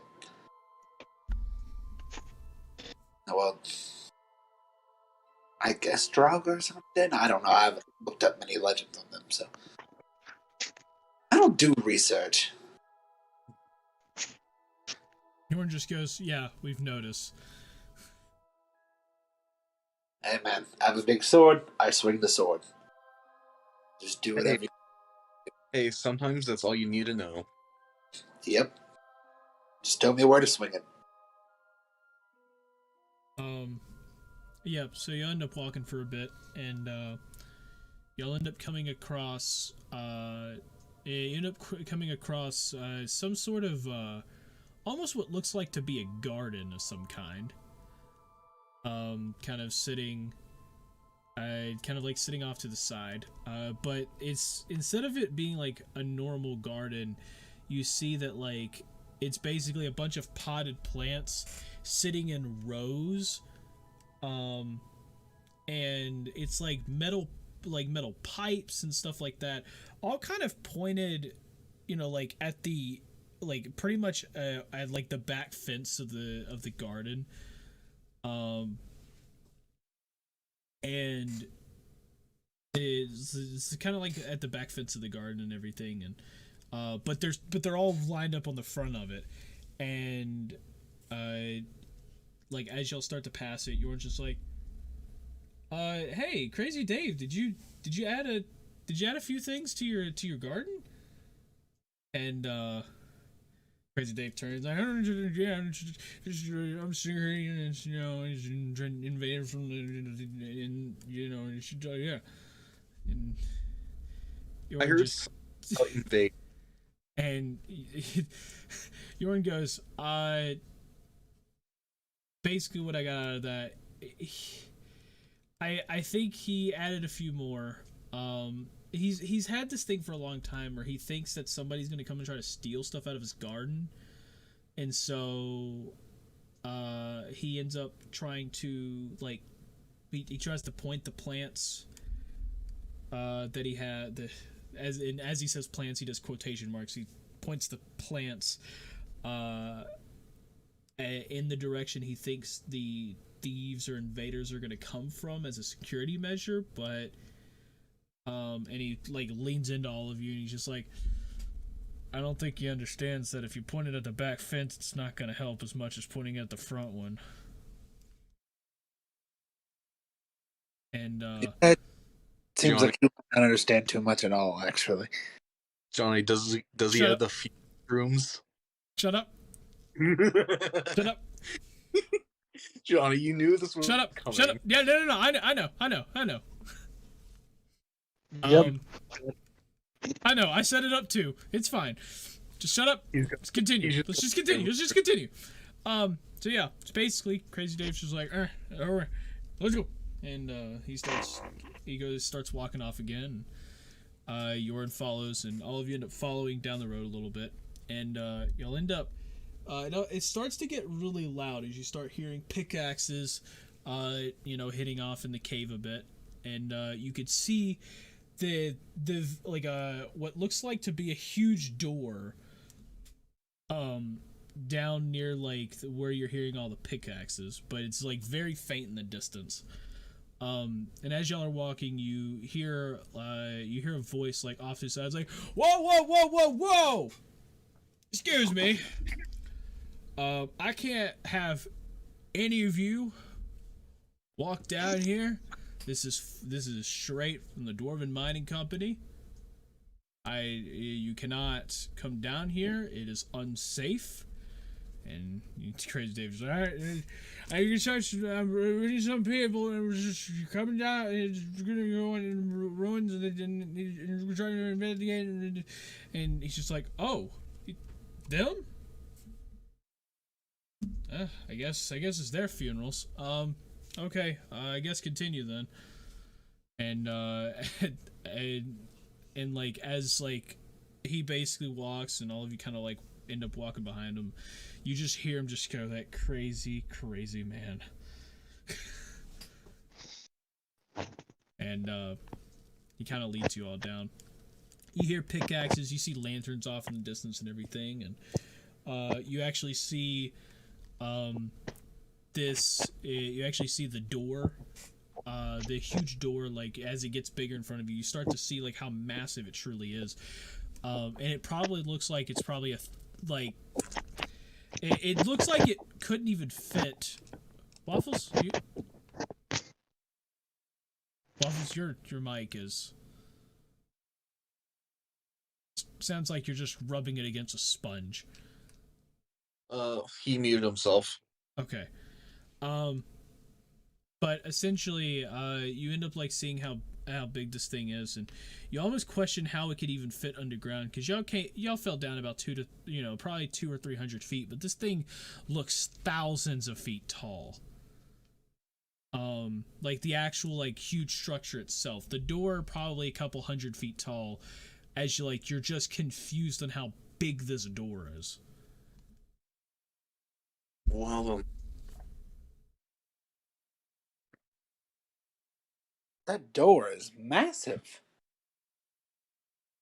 Ugg is just staring at it in amazement.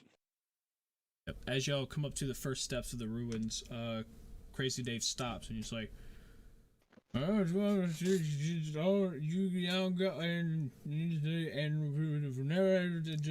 I was," and he starts kind of waddling away, and Jorn turns to all of you and goes, "Translation, this is it." As he kind of turns back and starts walking up the steps there. Yeah, it seemed like he was saying good luck. Yeah, okay. That sounded like something, but I don't think I'll ever be able to decipher what that man says. So, how do we get in? Jorn goes, well, I'm gonna assume the front door, as he is still walking up the steps there.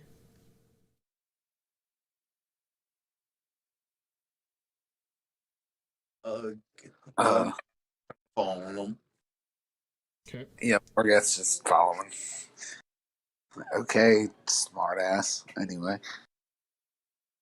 So yeah, all of you end up walking up. You see you see as all of you start to walk up, you see these runes start to light up on the pillars as y'all walk by. You end up noticing the void, the fire, and the water rune pop up on 3 pillars, 3 on your left, 3 on your right, as y'all are walking to this front door.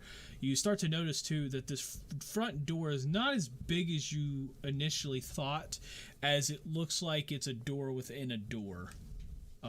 Like there's another door within the entrance.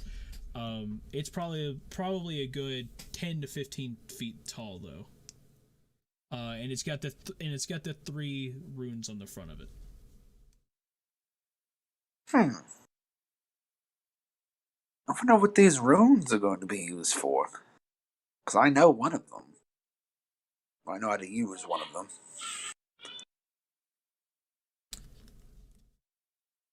Jordan goes, yeah, it does seem kind of odd. They said some kids got in here before, but the door's closed. Huh. It seems kind of strange. Maybe it was a door, and it closed behind them. Maybe. Or Not maybe sure. they came to look for the kids and then shut it behind them and they couldn't find it. Like, find the kids. I don't know. I don't know. Get Crazy Dave to explain the situation any further. True.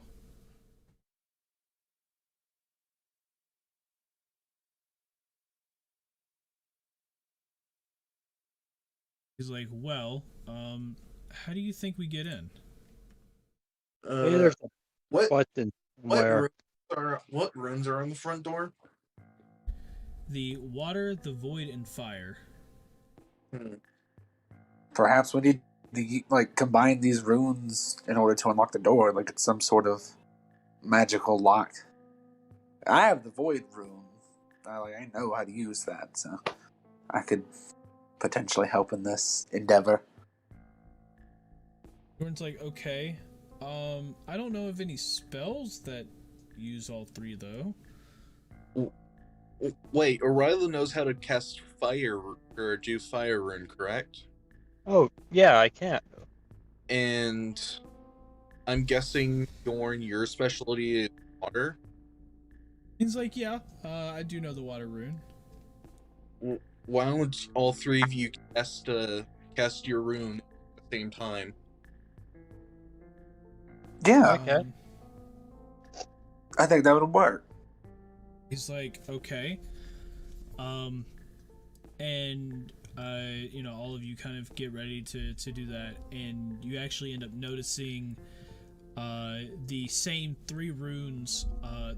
So basically out from the door is a huge semicircle, and in the semicircle in front of the door you also see the 3 runes planted in front in like a triangle formation.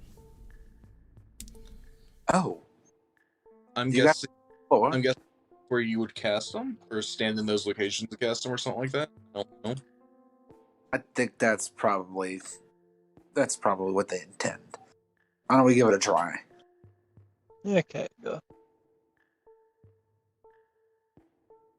Okay. So Arilo, Morgeth, y'all get in position along with Yorn. Yorn quickly cast his spell. He cast the water rune, and as soon as he is able to cast a water rune, you see the water rune under his feet glow blue, and then the one on the door glows blue. All right. Morgath's gonna go ahead and cast a void rune. Then. Yep. And as you do that, you notice that as you cast the void rune, you see the light under you kind of the light under you kind of like glow like a purple, and then all of a sudden it seems that the light kind of vanishes for a second, pops up on the door, and then once it pops up on the door, they both light up at like the same time. Oh. I'll cast the fire rune.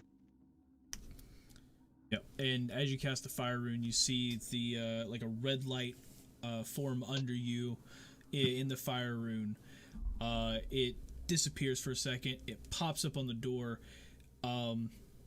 the door flashes 3 times as you see all of the runes kind of disappear, and then the fire rune under your feet kind of lights back up. And then in the center of you three comes up a small little pillar. And as this pillar comes up, you just notice it's like a cone pillar, and on each of the 3 sides it points the different rune to you. And as it comes up and everything, it opens a little sliver of light where you see that all of the light that all of you guys have, kind of like almost like in like a water stream, form its way into the middle, come up the little pillar there, and form into the runes. And then you see a light shoot straight up out of the pillar, which is so bright it blinds all of you in the vicinity. And as soon as the light disappears, Yorn, Orilo, and Morgeth has disappeared. Oh God. So that leaves Vanessa still at the door there. Yep. Oh, God. The rest are standing outside. So Vanessa. Wait, do we have Gore, or is Gore with Morgeth? Gore is with you guys. Yeah, Gordon. Got Gore. Don't mess with my boy.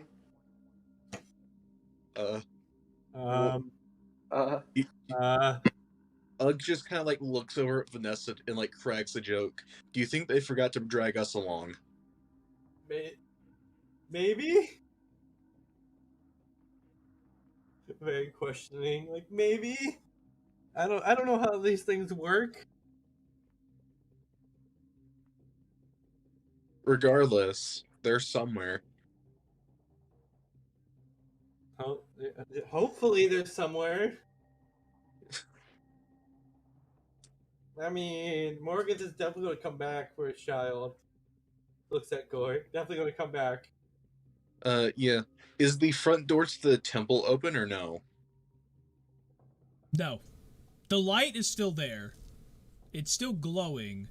It's just that the door itself is not open. Fun. Should we try to open the door? Ugg is gonna just be like, okay, I'm gonna try something.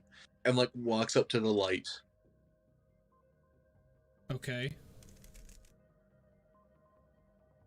Does anything happen? No.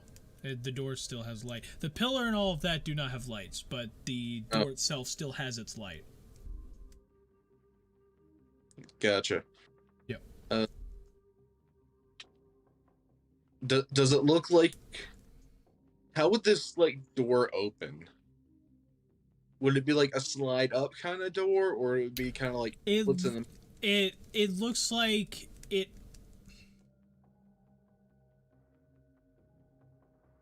Roll me an investigation. Investigation? Cool.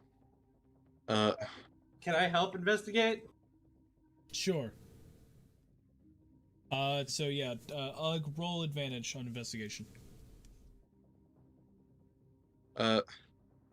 18. Okay. So you look at this door, and you, like, as you're looking at it, you notice that it's not exactly a door that opens, but more of moves on a circular track, like connected to where the pillar is. So like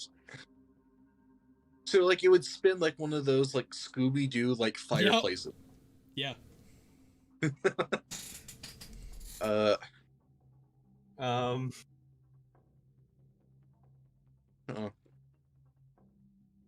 Can Ugg try to like push like one side of the door to like try to spin it? Sure. Roll me a strength check. 15. No. Cool. Yeah. I was gonna let you I was gonna let you like try, but yeah. I thought it was gonna be a no either way. It was a very good attempt. God approves. Only other thing I could think of is like there's like some secret button or something nearby.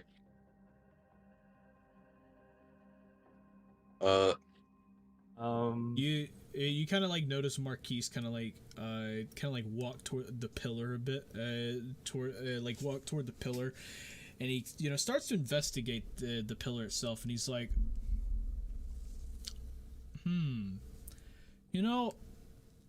this pillar looks kind of odd. How so? It doesn't look like it did a minute ago. And as you notice it, all of the runes have disappeared from the little pillar standing there. I see what you mean.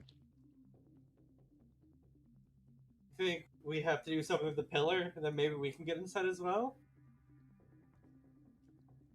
He goes, well, that might be the case. And Marquise kind of like, takes he like grabs the pillar, and he basically like grabs it, and he like turns it slightly to the left, and as he does that, the whole thing starts turning in a counterclockwise formation, and you start to see like a purple light. Like the whole circle basically turns. You see a purple light kind of form on the form from the right side at where it's opening. He quickly like pulls it back and stops it, and he's just like, that's strange. So the whole thing moves. Okay, this is a strange door. Does any of you want to give this a try? Sure. I could be my guest. Sure, I'll try. So basically, you end up walking up to it, and you've got the pillar. Which way do you want to turn it? Turn it clockwise. Okay, so as you turn it clockwise this time, the whole thing kind of moves on a track, and as it starts to move clockwise a bit, you notice that the left side, which is starting to open, actually has a huge glowing red light coming from it.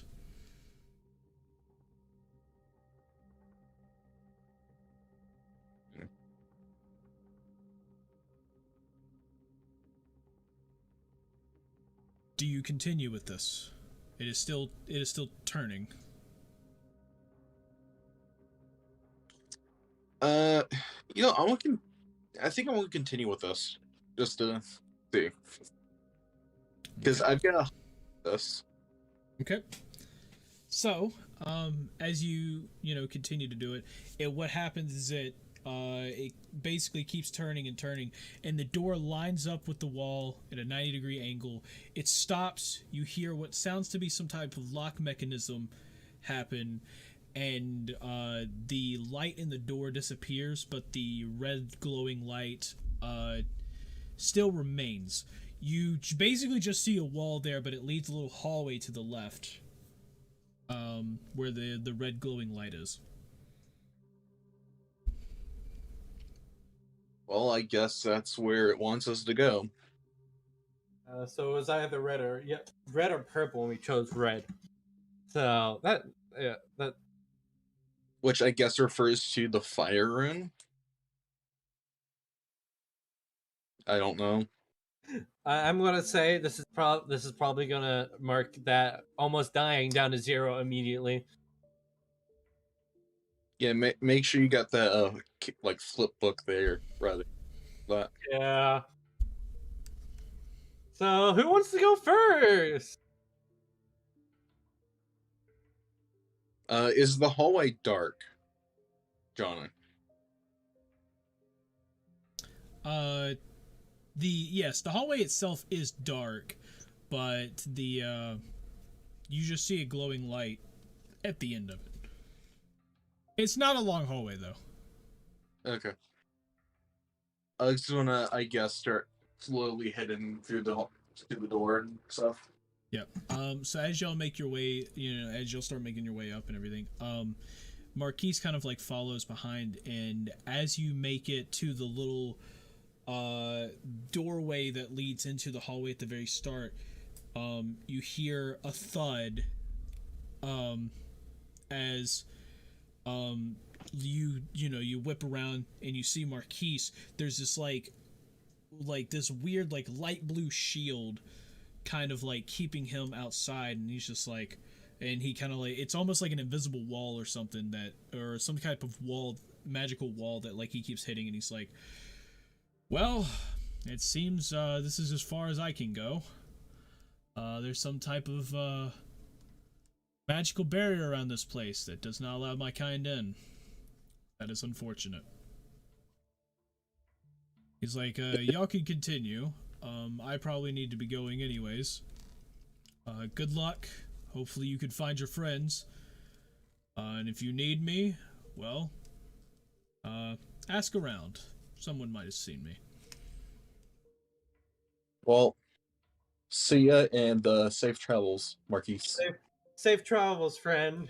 Yeah. And just then he goes, oh, you might want some of these, as he quickly pulls out 2 vials of health potions, as he kind of like puts them on the ground and scoots them through the magical barrier. Vanessa, you might need those a little more than I do. Yeah. Just kind of goes, Vanessa, you might want to hold on to those. Yeah. Yeah, I'm going to. He goes, he goes, I do ask for the vials back. I do kind of need them for future purposes.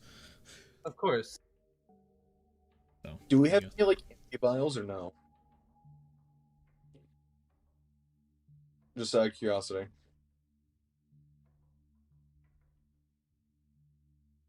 I don't know, Vanessa, do you have any empty vials? I have one of the sleeping vials, but that's about it. Oh, yeah. Yep. But he's just like, he kind of like slides them over to both of you, and he's just like, well, it was nice seeing all of you. I will head off. Good luck.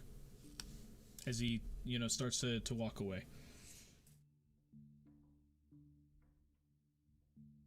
We shall return the vials next we see each other. And as he's walking away, he heard you. He barely heard you, and he goes, of course. He goes, of course. And to our next meeting, friend. As he walks off, pretty much out of earshot.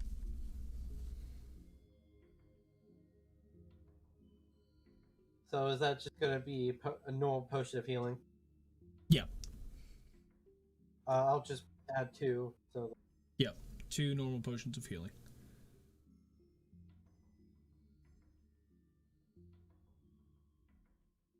Well, I guess let's keep going forward. Wait, is Gore with us? Gore is with you. Okay. Come along, Gore, let's get going. Let's go find your father. Let's go. You see Gore kind of like just hopping along, but he's not quite hopping like in the sense of just hopping kind of like forward. You see him almost like somewhat pumped up a bit about this whole thing, where he's actually jumping from the ground to like the left wall, then the right wall, then back to the ground, just kind of like bouncing around down the hallway. So he's jumping all over the place. Cool. Yeah, he's jumping all over the place. Someone seems excited. So let's keep going. Y'all end up walking down this hallway, and then as you walk inside this room, you see lanterns all around. They seem like normal lanterns, but the actual the actual like glass that's on these lanterns are like tinted red, so the whole room just looks like a bright red. And as y'all kind of like look around the room, you don't see anything really like out of the ordinary, other than the fact that it's just a red room with lanterns. So it's just this big room with red lanterns. That's it. Yeah. Is there any other passages other than what we came from? No. Hmm. You don't see anything. It's literally just like pretty much like stone brick walls with red lanterns like all over the walls. I think we should go back and then try the purple way unless it locked in place. I'm sorry, what? I think I glitched there, but I said, do you want to see if we can go back and try the purple way, or do you want to look around the room? See if we find it first. I feel like we should look around the room first, but we may get stopped by whatever will stop being Marquis there if we try to go back. But I mean, it's worth a shot to like look around the room, see if there's anything. Yeah. Yep. Cool. So, y'all are just looking around the room? Mm-hmm. Yeah, look around the room, see if there's anything hidden or not. Yeah, roll me perception. Both of us, or? Yeah, sure, both of you. I have seemed to misplace my phone. I got a 23. Okay, cool. You don't even need to roll, Travis. Okay. So, looking around the room, you actually notice, it's very small to notice, but you actually end up noticing little holes in the wall, placed around the room, and you actually see this, like, metal rod, you see this metal rod basically, like, placed, in the, kind of like in the corner, in, like, the back corner of the room, and the metal rod seems to be in a hole itself, just kind of like basically attached. It's in the wall, but basically laying on the floor. How many holes are there? Like, how many holes in the walls are there?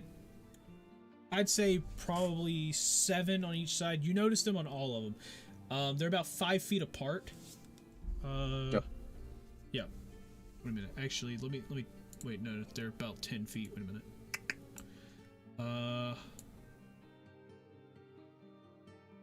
So.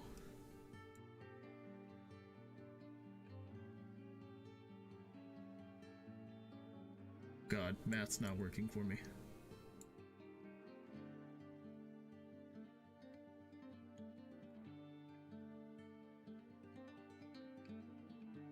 Yes, there are 7. There are 7 on the. Yeah, there's 7 on each walls. On each of the walls. They're about 10 feet apart from each other. But they're all within, like, height to you, so.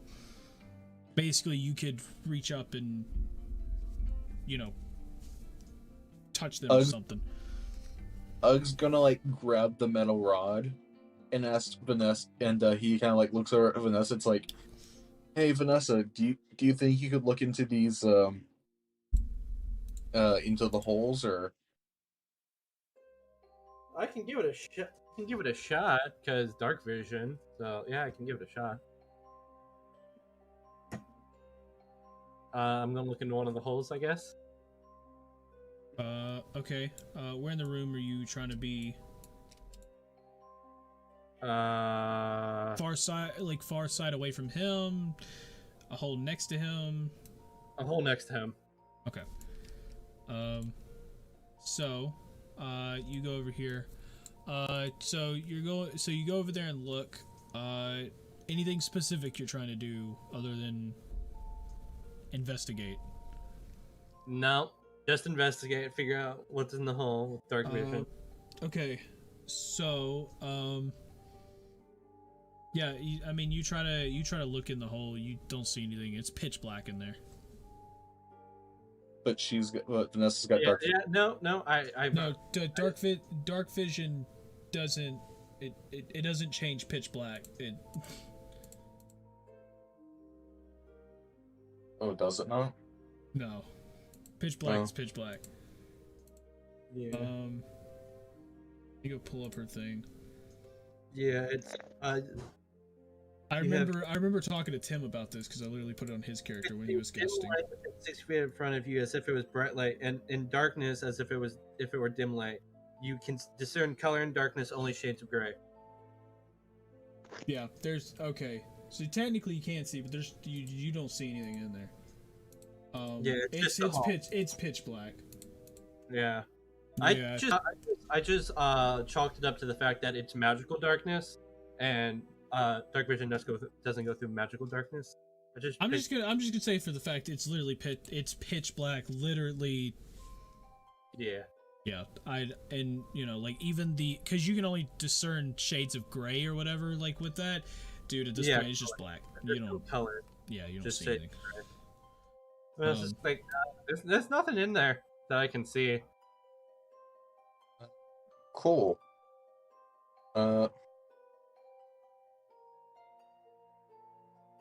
gonna take the metal rod and just kind of push it in like the hole that Vanessa just looked in. See if that does anything. Yep. So, as you take the metal rod and pull it out of the wall, you hear a mechanism spring into action. And as soon as the mechanism springs into action, you see on the ground there's a tile in the corner where you were kind of standing. Basically pop down, and it falls into what looks like to be some type of fiery abyss under the floor. As I need both of you to roll me initiative. Oh no. Oh damn, that was almost a nat 20. That's gonna be a 7. 18.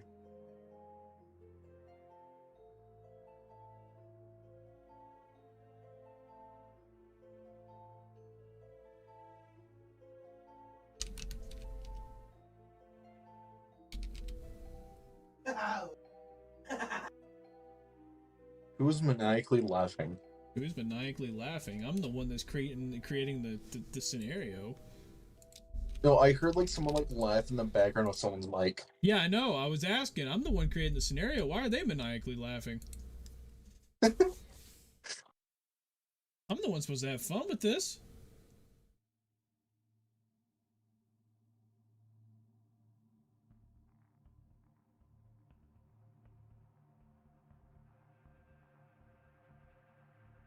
It was the same person that said "What the fuck?" That was my laugh. Oh, okay. I almost thought it was Justin. I know. I almost thought it was Justin. It really as well. sounded like Justin for a second there. It kind of did, yeah. Okay, sorry. What did you get on your initiative again?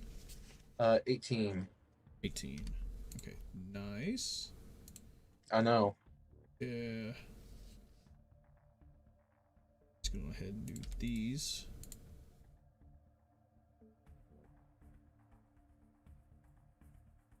Okay. So, if you guys will look over, just oh fucking in that gore. Ah shit. Manual entry. What did Gore get? Okay, Gore got a 13. Oh, nice. Gore's doing numbers. He literally has +0 initiative too. I got a +3 in Oh, initiative. fucking doing numbers. I've got +3 initiative plus advantage on initiative, so. Who left? Justin did. I guess he disconnected or his phone died. Yeah, okay, cool. You're going to tune over to the other screen here.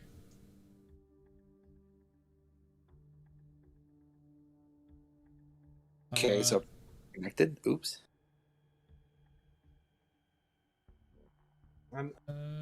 Okay, there we go. That was being weird. So these quote unquote doors that are there, don't mind those. Those are just from a previous battle map. Don't worry about it. Oh yeah, I forgot to mention the hallway before closed. Sorry. Okay. I should have mentioned that too. But yeah, so this specific tile right here basically fell into the abyss below. Can we get a different color? Maybe like a red. Maybe like, maybe if I knew how to fucking do this, maybe no, what? We're just gonna. I mean, No, it's not even red. It's not even red. How do we change? Foundry! It's still Gore's color, so it's fine. Oh, here we go. Oh my god. Red. Yes! Okay, and now I could fill. Red. Yes. Nah, it's good enough. But yes, basically that tile falls into the fiery abyss below. The rest of the room still seems somewhat intact. Ugg still has this rod in his hands. And Ugg, you are up first. What do you do?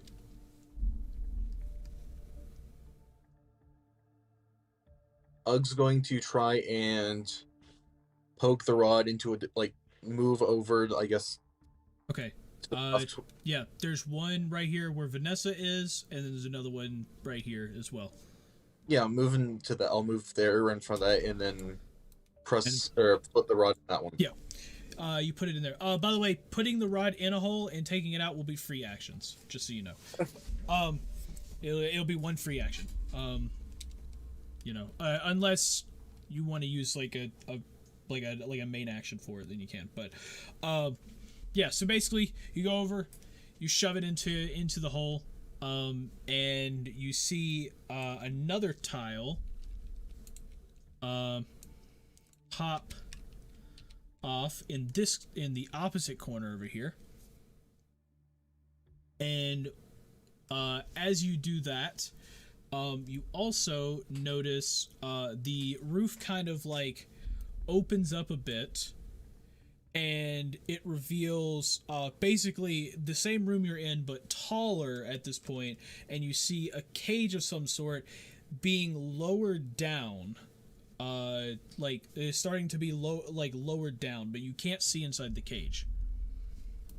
Cool. Can I fly up and look in the cage? Sure. I fly up and look in the cage. Okay. So you end up flying up. This is about 20 feet in the air. So you end up flying about 20 feet, and you look inside, and you actually see Orilo sitting in this cage. Oh, hey. With that, Orilo, I need you to roll me initiative.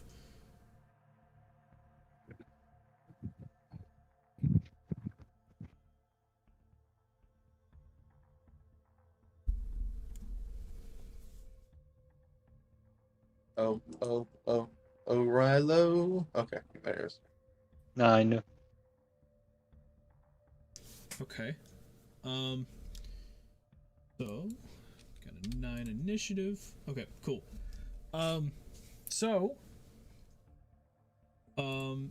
Basically, yeah. So you see him in the cage at this point. He is awake. He's conscious. What now? cool. I say hi to Orilo. Hello. How's hanging? I would like to check the cage for any locks on it.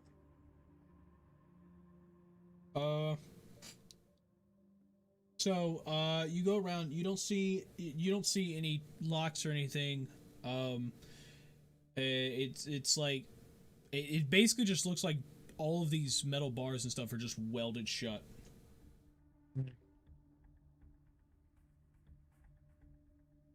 Don't worry, Aurel. I'll be right back. And I go back and land. Okay. Back at the same spot, right? Yeah. Okay. And I kind of look over at Vanessa, and I'm just like, Vanessa. So, Aurelo's in that cage up there. So with that, and Ryla did the fire rune, right? Yeah. So if we would have went down the purple route, we probably would have found Morgan. Cause Yeah. I'm guessing that's what that would mean. Yeah. And whatever blue room is probably Yorn. Yeah. So I'm guessing if we were to turn that clockwise again, we'll get Yorn. And then so yeah. Now, how do you suggest we go about this? I mean, the floor seems like it's caving in, and the metal rod seems to have something to do with it. Yeah. So, I guess there's like at least one of these holes in the walls that we've got to like put the rod into that it like actually works. yeah. So, and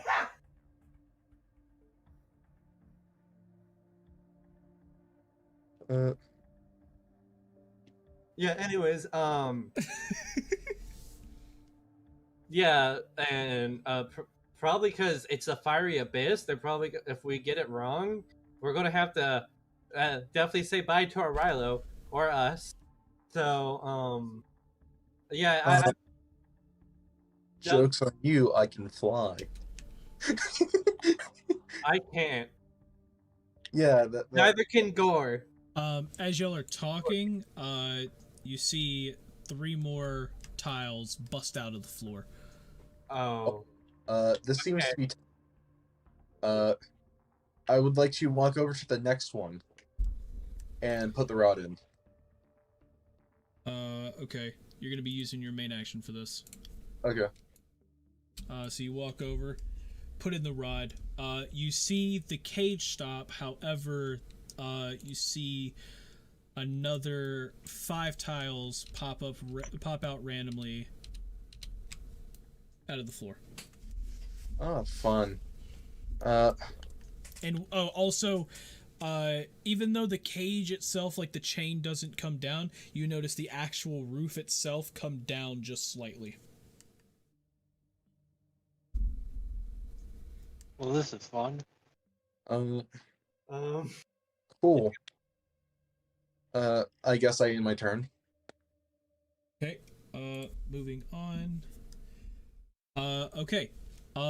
With that, so up toward where the cage is and everything, you see almost like little holes pop out, and you see what looks like to be like almost like rotting corpses being pushed out of various parts of the wall, dropping down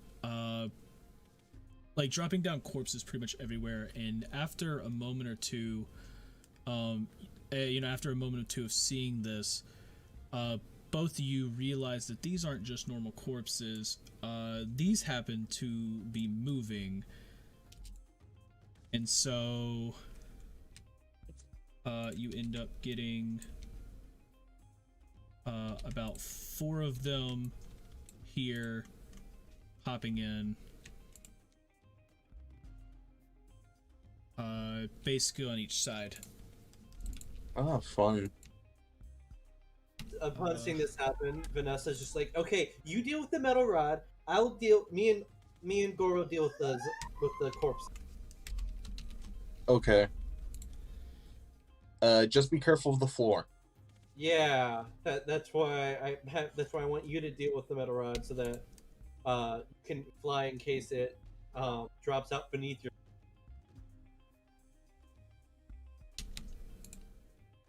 Yeah. Anyway, whose turn is it now? I'm naming stuff. No. Just give me a moment. It's their turn. Or it's one of their turns right now. Jogger 1, Jogger 2, Jogger 3, Jogger 4. Oh, I'm actually naming them A, B, C, and D. Oh. We're not good with those trace. I can't for the life of me think of 4 in Spanish. Yep. And now we move on to, let's see. Oh, yes, I can use this playlist now. Okay. So, they move in. Or they start to move up and everything. This one No, not that one. This one. Oh, okay, we can start with him. Oh, awesome. So this one here, what is their walking speed? Perfect. So he's gonna walk up, he's going to ignore Gore and swing at, Vanessa. Yeah, he is gonna try to do like a slam attack.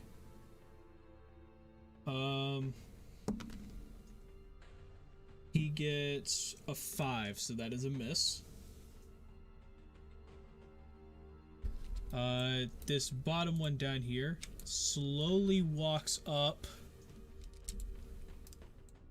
and let's see. Yeah, he slowly walks up and I think as far as he goes. Yep, so he walks up, that's it. Next one up is Gore. Gore is going to attack the zombie right here. That is 14. Yep, that's a hit. Dealing 2 damage to this zombie.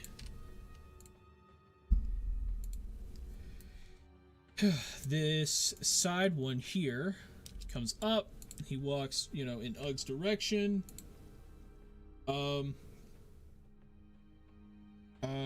Okay, so let's move to Orilo for a second. Orilo, you cannot see any of them currently, so you're not able to attack anything. Well, you can't attack anything directly, technically. You have all your weapons, you have all your items. Is there anything you'd like to do?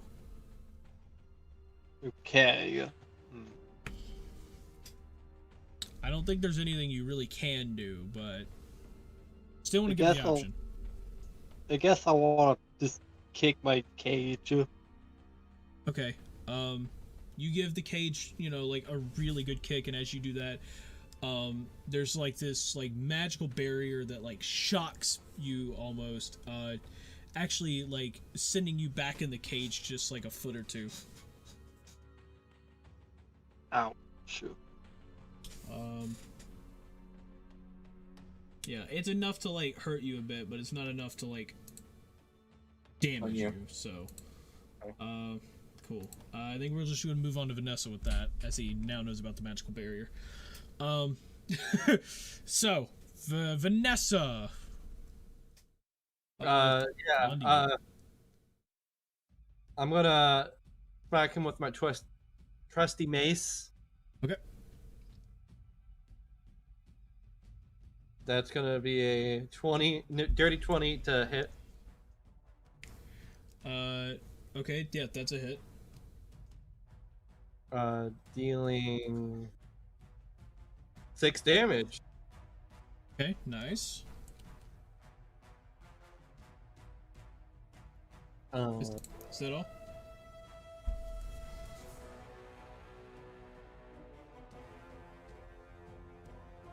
Oh.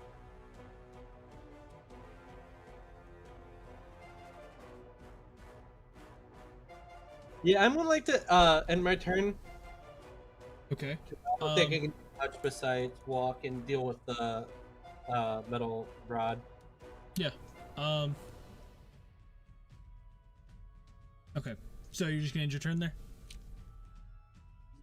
Yeah. Okay.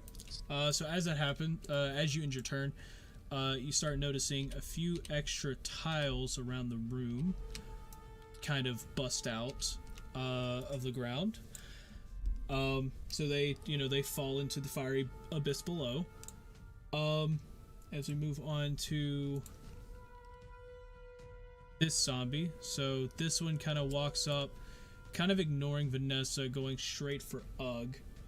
And with that, we're going to move to Ugg. Cool. I would like to walk to the next home wall. Okay, so next one will be right here. And I would like to put the rod in. Okay. You insert the okay. So you pulled it out of the last one. Yeah. Okay. Yeah. And so you used the free action to pull out the last one. So, Oh, do you want to use a main action to put it in here? I didn't realize I had to use a action to get it out. Okay. You use a free action, but you only get one free action. Okay, gotcha. It's Yeah, not like it's not like a true free action. I know it's really weird. Gotcha. I'll go and here put it in this one. Okay, so, you put it. I'll let you put it in with a bonus. I'll do that. Okay. So, so you can use your. You want to use your bonus or main? Bonus. Bonus. Okay, so you take your bonus action. You slam this thing into it.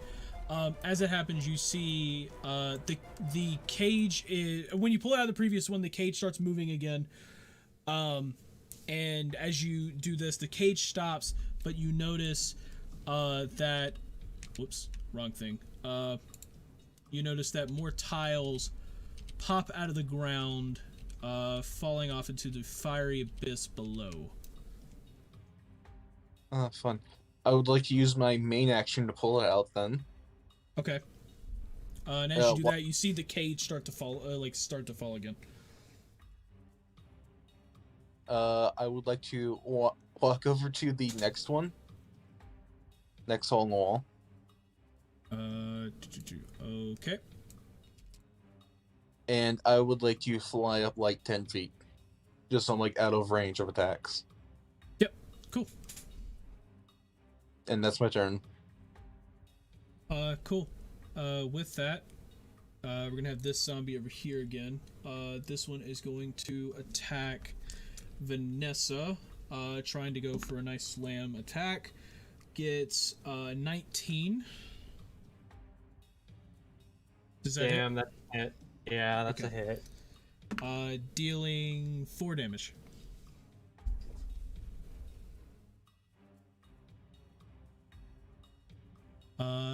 The next one is going to be this one. He walks up 20 feet, but you're flying, so he can't reach you.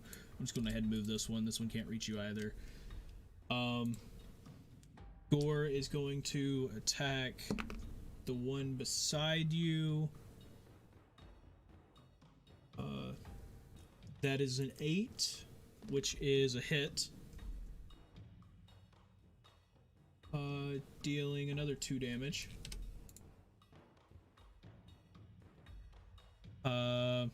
This one is going to step up. He slowly navigates his way to here.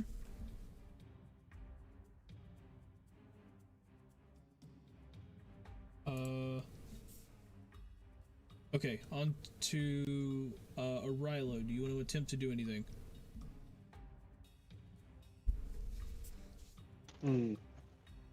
I'll try to kick the cage again. Okay.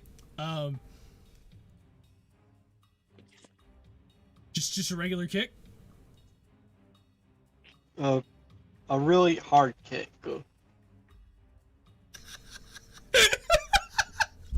Okay. Yeah, you know what?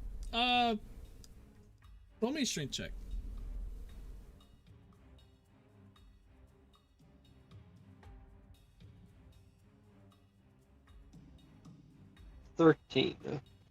Yeah, you kick it, ends up ricocheting you back again. You didn't, it just seems like you just can't get it to open. Ow.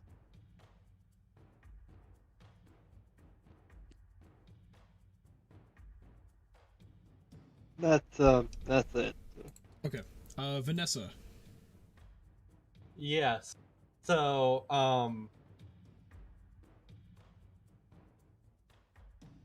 okay. My bad, accidentally closed. I'm going to try to hit him with the trusty mace again. Okay, roll for hit. 13. That's a hit. Dealing 4 damage. 4 damage. And I'm gonna use my movement to go. Use my movement to go down. Okay. You would have to go all the way around them. Yeah, that's fine. Okay. So, that's 30 feet down. Yep. Okay, end my turn. Okay. I'm so glad you did that. Cool. As we move on, to this stuff, let's see. Oh yeah, I already did that. We're gonna move back to UG. Cool. Yep. I'm going to fly over to the next one. Okay. So, you're gonna fly here. I am going to use the free action to put it in. So, yeah, I mean, you do that, and as you do that, you notice this entire side just fall into the abyss. Oh shit. But the cage stopped. See, I can't tell if the cage stopped is a good thing or a bad thing at this point. I would like to... I'm still in the air, correct? You are in the air, yes. You basically, like, you're flying just above the zombies' reach, but you basically you're, like, almost, like, bending down to put in the rod. Okay. I would like to now fire at the zombie closest to me. Okay. Yeah, roll for hit. I am actually going to also use a sharpshooter. So, minus on the hit DC. 21. 21 to hit. Let's see what I get for damage. 21 damage. 21? 21. Damn, okay. Yeah, you get a nice shot on. You get a nice shot on him. He falls back to the ground.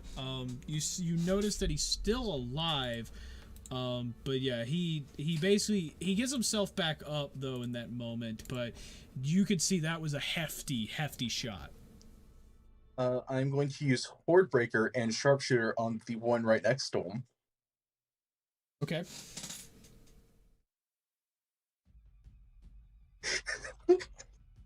Does a 19 hit, Johnny? That does in fact hit.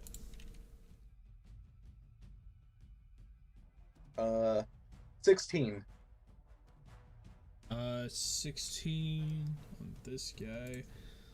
Yeah, so you hit him, makes him topple a bit, but I mean, yeah, that was a pretty hefty shot as well.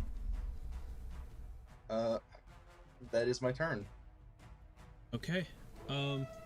So with that, the zombies kind of start moving around. This one, seeing Vanessa moves, it walks down, and he is going to swing at Vanessa again. With a 10, so that's a miss. And the rest of the zombies are kind of just swarming around Ugg at this point. So he's gonna go here, kind of reach up. This one's gonna go here. This one's gonna go about like right here.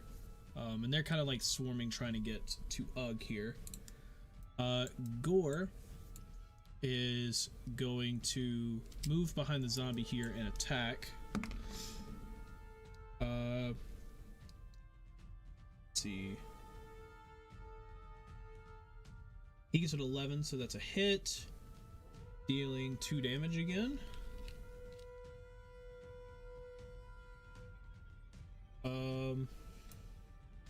Yep, already moved that. Arilo.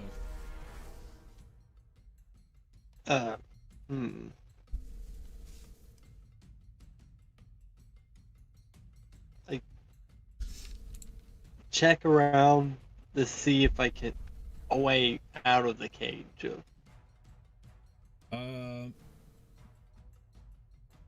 I mean, you look around, you see everything's kind of just welded, and you notice that, you know, the magical barrier around it, so, you don't really see much of a way, like, out of it. At least from your angle. You do, I mean, you notice the holes in the wall, you know, as you're starting to get lowered, but that's about it. You can barely see Ugg at this point.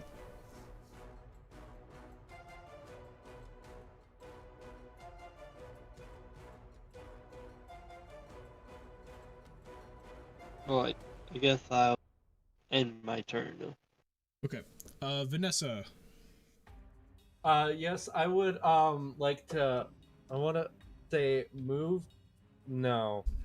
Okay, I'm gonna switch to my heavy crossbow and take a shot at one of the zombies that are swarming around. Okay. Yeah, so use your free action, put a weapon away, to put your other weapons away, pull out the heavy crossbow with your bonus, and you are able to fire. Okay. That is going to be a 12 to hit. That's a hit. Which one are you hitting?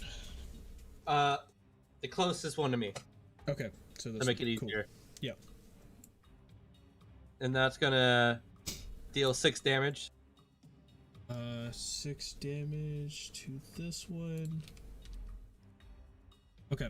Yeah, so you hit him in the back. He instantly, like, you know, like, as you do that, he turns around, and he's now looking over at you. So. Cool. With that, we're going to pop back up to the top of the round. However, as that happens, you notice this entire side now falls into the abyss. Yeah, I'm happy I moved too now. God, I'm getting more fucking anxious by the second. Yeah. Ugh. I would like to fly 10 feet over to the left. Okay. Oh yeah, so right here. Yep. And I would like to fire at the first one with sharpshooter. Okay.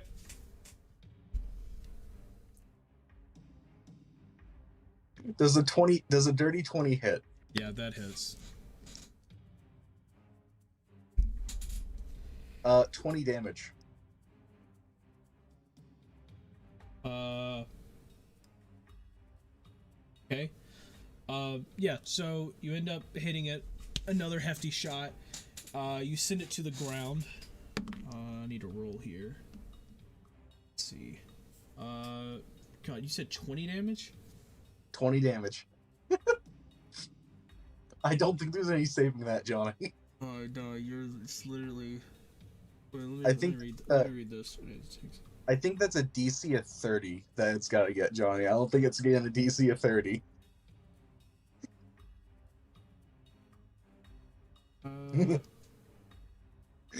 Okay. Oh, 5. Oh my god. Yeah, no, he's fucked. Yeah. Yeah. So you shot him. You shot him, sent him to the ground, popped. This zombie, or this jogger, I guess, is dead. I'm using the zombie template because fucking I couldn't actually find joggers. I'm going to do Hordebreaker and Sharpshooter on the other one that I shot at. Okay. So let's see it. Does a 9 hit? A 9 does hit.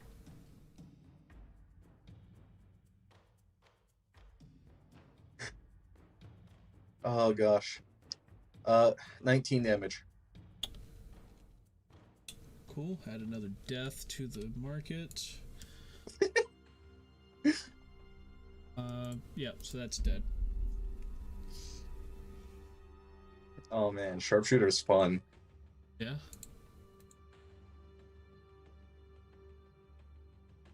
That is my turn. Okay.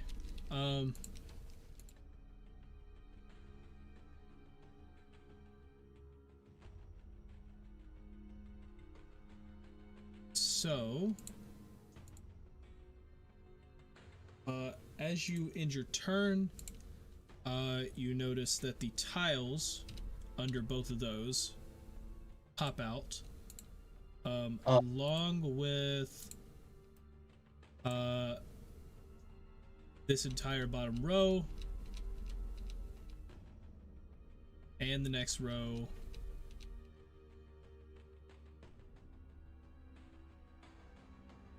And with that, okay, let's get rid of these zombie bodies real quick. You see the little doors from before quickly shove out 2 new bodies. They quickly shove them out, but they actually shove them out so hard that they end up launching them about halfway into the middle of the room.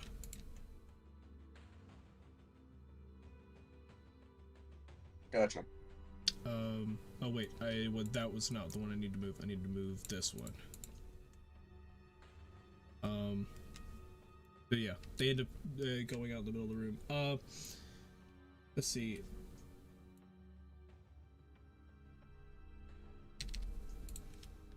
Now,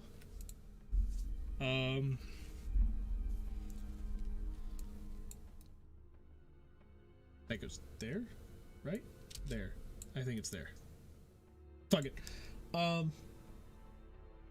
Okay, zombies, yay. This one next to Vanessa is going to swing at Vanessa, of course. He's gonna get 21 to hit. Yep, that's definitely a hit. Dealing 2 damage. A whole 2 damage. This one is going to walk 20 feet toward Vanessa. This one, looking in the direction of Vanessa, is also going to try to walk 20 feet to Vanessa. And this one, pissed off at Vanessa for doing shit, is going to walk 20 feet toward Vanessa. Gore is going to... Let's see. Where's this other thing here?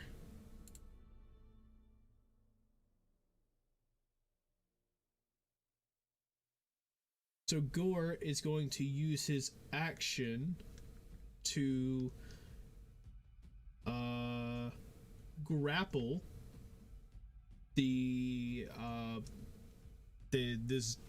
Draugr here that's been attacking Vanessa. So I need to roll. Let's see, what's this at? Okay. And the zombies. Yeah, so he ends up grappling the zombie. And I'll just say that he's prone, I guess, for the heck of it. Yeah, so he basically ends up grabbing him. And we're just gonna leave it at that. Rilo, you want to attempt anything? You got a daring escape plan yet? Yep, I'm going to kick the cage. You're gonna kick the cage again. Got it. Okay, roll me a strength check.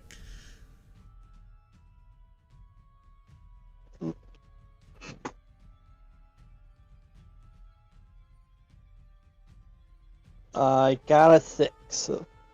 Yep, you did nothing. Damn. Your foot is starting to hurt. I'm going to action surge and kick the cage again. I knew there was a reason, Johnny. The video in the D&D chat fits this so well. Oh my god! Okay, yep, kick the cage again. 8. Well, you kicked it. You gave it your all. But in the end, your foot's starting to feel numb from all the magical shock energy running through your veins. Well, guess I'm gonna take a nap now. Good luck. I was gonna say, I suggest trying something else besides kicking the cage. Well, that's the end of my turn. Okay, Vanessa. not much I can do, but besides keep attacking the. So, since they're all kind of pissed on me, so I'm just gonna switch to my mace and shield again, so I have a higher AC. Okay. And I'm trying to figure out something I could do besides, try to smack him again. Which you smack him with your trusty mace. The max damage you can do is 6. So I mean, it's doing something. Yeah, I guess I'll smack him with my trusty mace. So Yeah, I don't know if you know this, but there is technically you can use an action to push an enemy. Oh, yes. Push him into the lava. Okay, that is new information. It is yeah, you might want to start reading through the actions you have under the actions tab. No, I have. So what is it? Where does it say that I can push something? Oh, well, the actions in combat: attack, cast a spell, dash, disengage, dodge, help, hide, ready, search, use an object. Yeah, grapple. Yeah, shove is one of them. So yeah, I didn't read that like entirely, but I read some of that. I've read enough. So,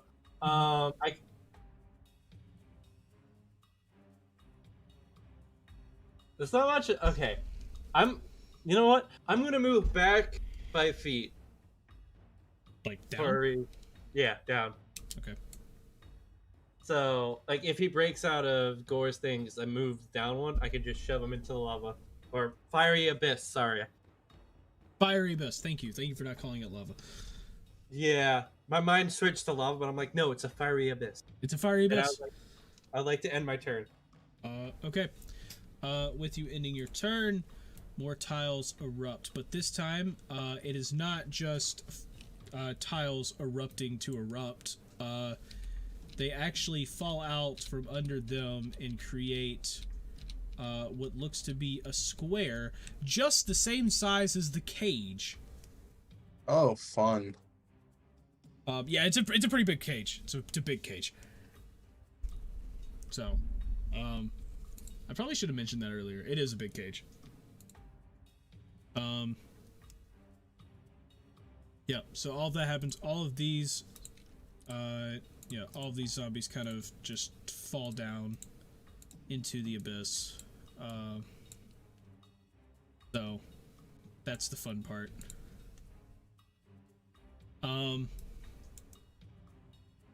So, with that, we move back to Ugg, who is now alone up here. I would like to fly back to the rod. Okay. Flying back to the rod. Pull out the rod. Pull out the rod. Action. Yep. Fly back over to the other hole. Mm-hmm. Use the bonus action to put the rod back in. Or put it in there. Yeah, so you put that in. And as you do that, you notice that the tiles form another square, essentially, around that. Oh, no.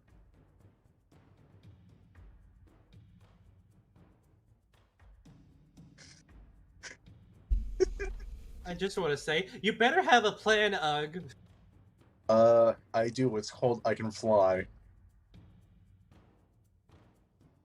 Yeah, but the rest of them can't. Yep. So as the They might oh be yeah, flying. I keep forgetting to mention this. The roof is collapsing every time, like, the cage stops. So the roof is getting shorter and shorter. So his flying thing is not going to work. Eventually. And then I guess I will pull the rod back out and then fly over to the next area or next hole. Yeah, next hole is like right there, so yeah, so you pulled it out, all of that. As you pull out, the cage starts lowering again. The roof stops, but the cage starts lowering again. Fun. So,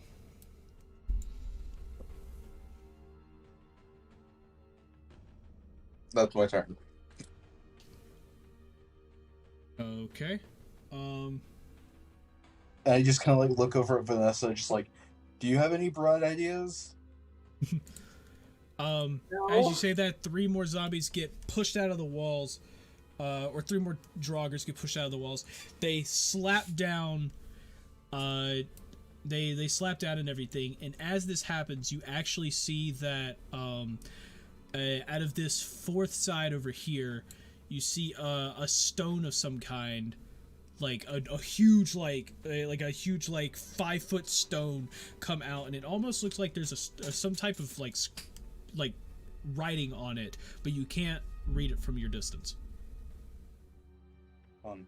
Vanessa just like speaks like, go to that next, please. That's a really big rock.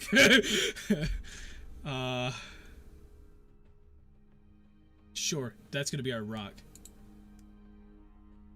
Perfect. I'm surprised you just didn't do like Dwayne the Rock Johnson. You know what? Let's just yeah, no, I don't have that. Yeah, that's pretty big. Let me can I scale them down, please? Yeah. There's your rock. So yeah, that pops out right behind Gore. Pops and hits the ground. Yeah. With that, yeah, okay. Yeah, we finished, zombies popped out. The zombies, God. This is stupid. This is stupid now. Okay, so this one is gonna try to break out of Gore's pen, or his grapple. Zombie gets... Okay. So the zombie ends up breaking out, standing back up, and he ends up walking to Vanessa, but he can't swing. These 2 zombies walk off, trying to get to Vanessa, right into the abyss again. I mean, from what it looks like, I've dealt with 2 zombies. Yeah, the last one kind of like turns over. He takes a swing at you. That's 7, so that's a miss. Zombies are useless. Yeah, oh yeah, Gore. Gore comes over and he's just gonna wall up the zombie in the back. He's just gonna do a nice old bop.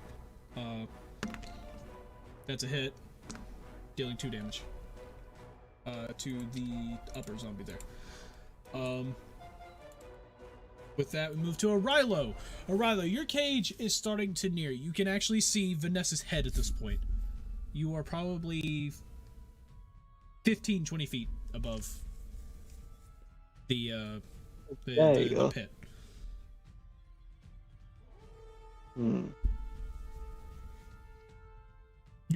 By the way, you also notice that rock with writing on it, but you can't read it.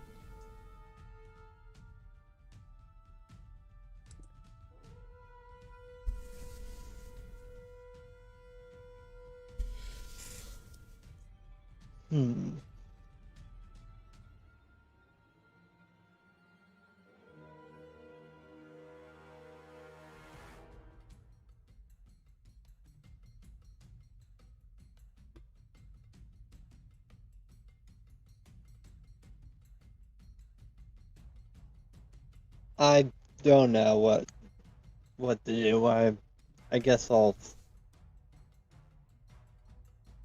pass. So. Okay.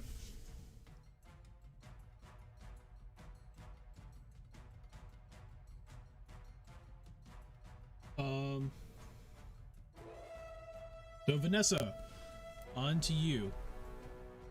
I'm gonna shove the zombie that is under me and try to get him into the fiery abyss behind him. Roll me an athletics check. That is going to be a 12. Yeah. You tried to push him, but the zombie got an 18. So he ended up beating you. You pushed him back. It almost seemed like he was going to go in, but he ends up able to just slightly push you back into the spot you were before, keeping himself balanced.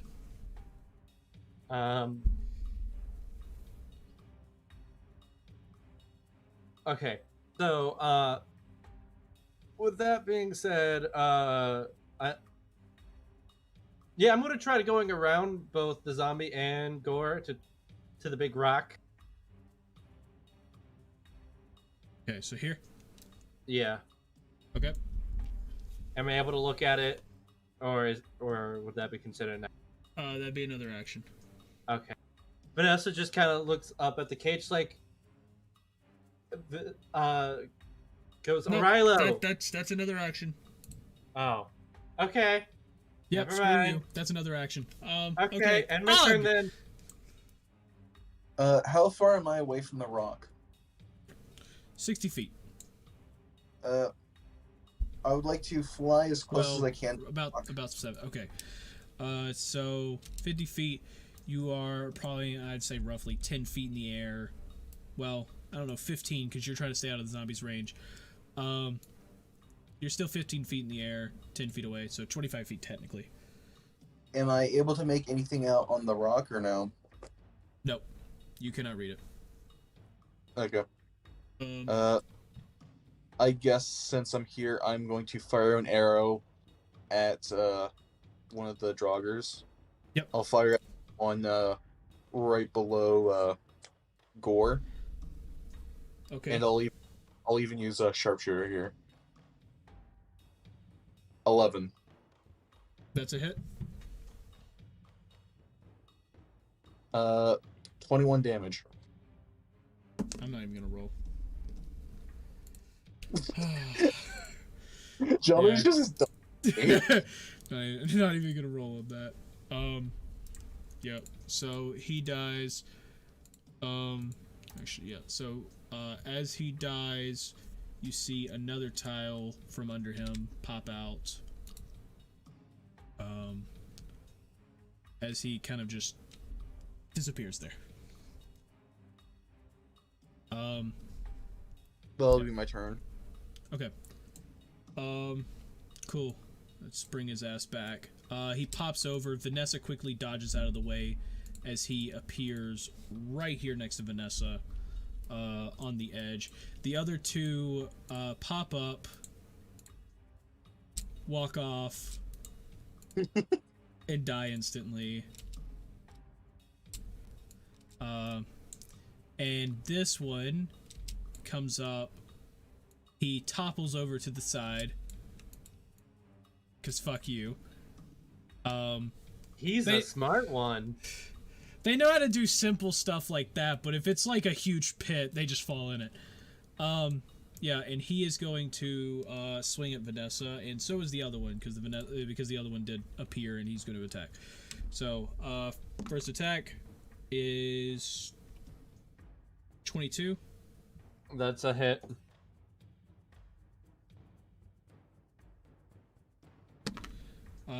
Yeah, so he comes in for a wallop, dealing 4 damage.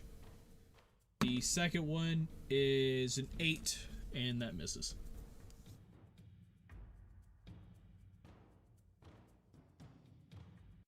Gore is going to attempt to shove this right one here. So Gore goes in. What was his athletics again? Oh yeah, I forgot. He's actually good at that. Okay, and then the zombie. Okay, so he ends up shoving the zombie 5 feet back, pushing this one straight into the fiery abyss. Why do I do this to myself?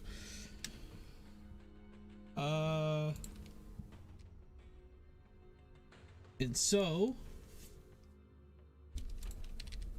with that, we're going to move on to Orilo. Do you want to do anything, my good friend? Because I believe... Wait a minute. Ugg took the rod with him, right? Yes. Okay. So the cage is falling. So Rylo, what would you like to do since you are about 10 to 15 feet from your fiery doom? I guess I'll see if I can use my sword to try to swing at the bars. Okay. Go ahead. Let's see. See what he gets. Let's see.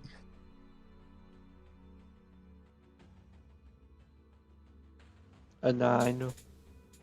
And that's unfortunate. You swing, you get a nice swing on it, you hit it, and then a shockwave knocks you back, basically on your ass as you, as you realize that was about as successful as the kicks. Cool. Is that all? Yes. Okay. Vanessa! I'd like to look at the rock. Okay, cool. This will be a free action. Don't worry. This will be a free action. I just didn't want you doing it last turn. Okay. Yeah, so, no, understandable. That is completely understandable. Yeah, I just didn't want you doing it last turn.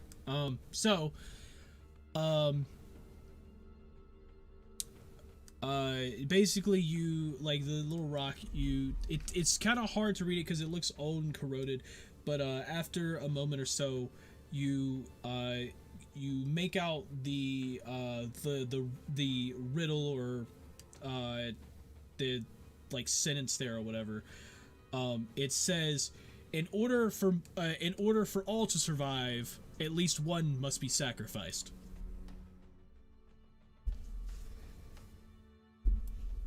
Oh. Oh, come on. Oh. I'd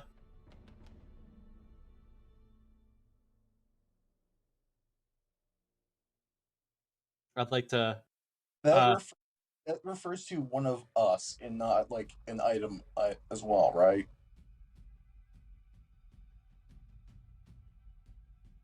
We don't know. That's the problem. I don't think Johnny would tell us.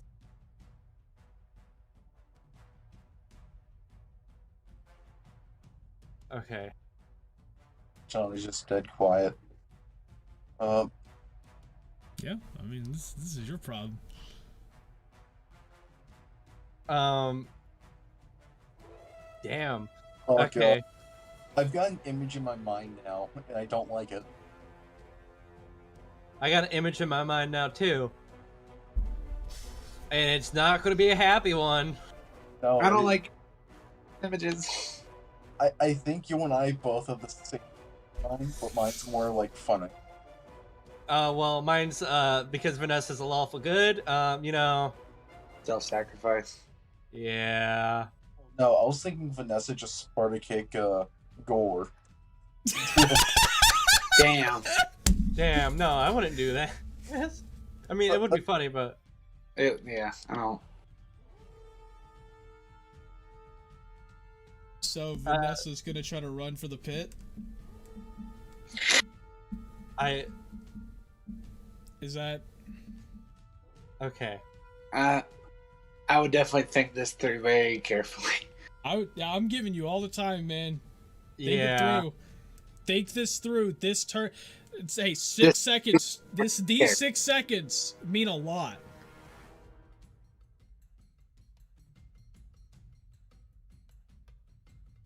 Who wants to start a new character? I mean, I'm willing to start a new character if need be.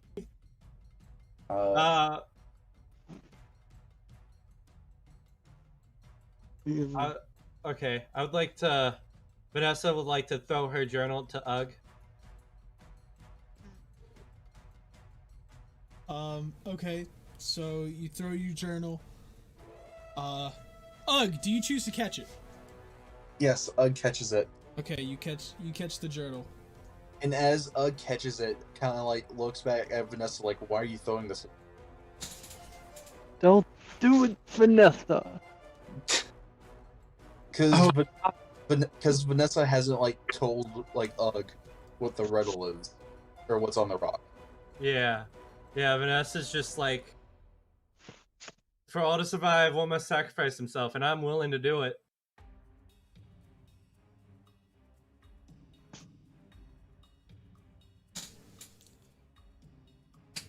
So, I would like to.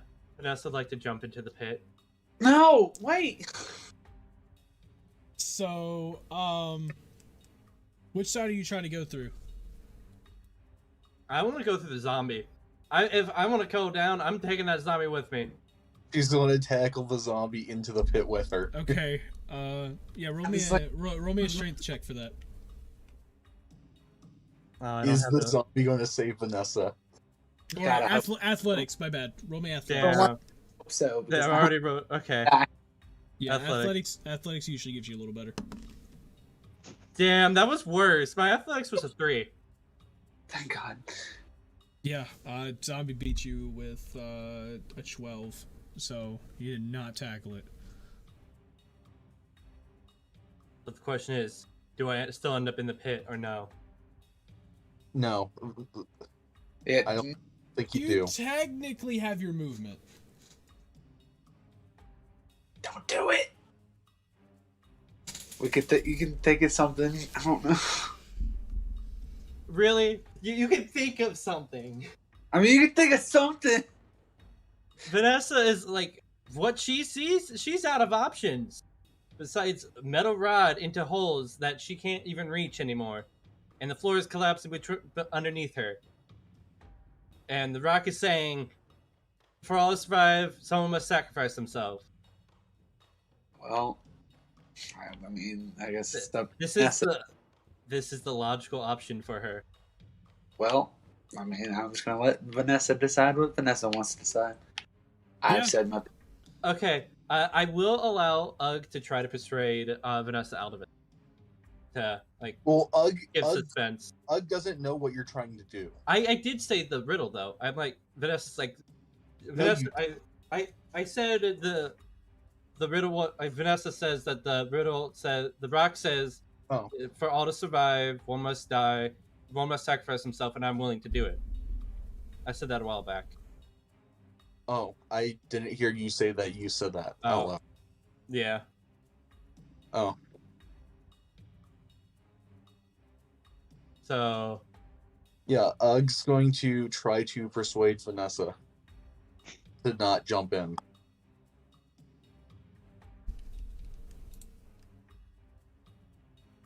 He's gonna be like, Vanessa, we need you here. Do you want to roll a persuasion check? Sure, I'll roll persuasion. What would you roll? Deception or something? You would roll maybe like insight against his persuasion. Or something. Well, I got 19 for persuasion, so. Vanessa, Vanessa would probably do some like insight. I think. Okay, I'm gonna do insight then. Oh damn, that was a 10. So yeah, Vanessa just like. Persuade to jump in. Okay. Vanessa's then like, so what do you? Vanessa like thinks about it for a second. So then, what do you suggest we do?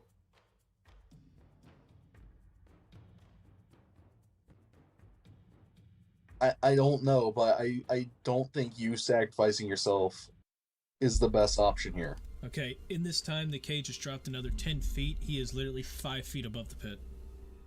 I would like it to be my turn so I can put the rod in the wall. I mean, it is your turn next anyway. Yeah. I mean, whenever he stops his turn. So. Yeah, I stop my turn so that I can move now. Mm-hmm. Yeah. So whenever. I would like to fly to the right, like straight up to the wall. Okay. Oh shit, wrong thing. So you fly over here. And put the rod in the nearest hole in the wall. Okay, put the rod in the hole in the wall. The cage stops at that 5 foot above the hole margin. You do notice the cage itself is about 15 feet tall. Just so you guys know. So you know the dimensions of this thing. So you do that. Once you do that, you see wrong thing.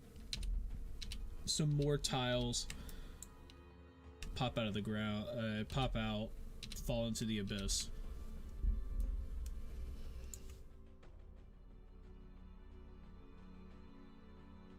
Okay. Okay, we got a little bit of, a slight bit of time. Ugg kind of like looks back at Vanessa after putting it back in the wall and it's like, well, we've got you, me, Gorn, and Arilo. And no one's going to be happy if anyone here. Gorn's not there. Or I meant Gorn. I said Gorn, I thought. I don't know. Oh, his name's Gore. It sounded like you said Yorn. I probably did by accident. I meant Gore. Yeah, okay. And I don't think anyone's going to be happy if any one of us were to disappear from this.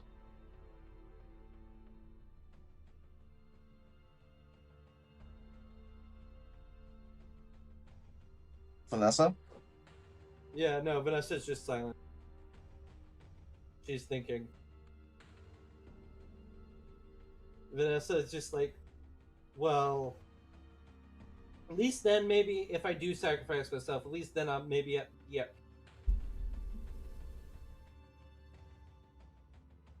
At least what?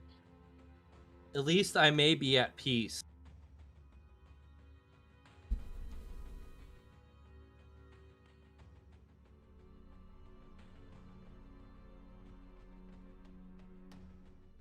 Because that book contains everything. My entire legacy. Oh?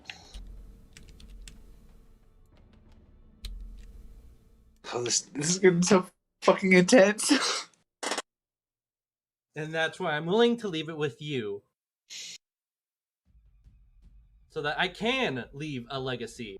Something for people to remember me by. Other than, oh, hey, oh, you're the princess from that, you watched your parents die. You started drinking. Blah, blah, blah, blah, blah. You've had people die in front of you.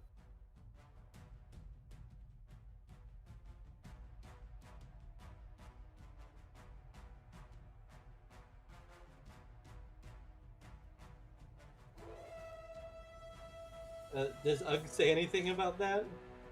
No, he's just kind of like very kind of like almost like just kind of like depressed almost. Like, I really don't want you to do this kind of thing. You can fly. You have a chance. All I'm seeing is fiery abyss. I don't have a way out. You have access to, if not all the holes with the metal rod. I have nothing. I have nothing left here.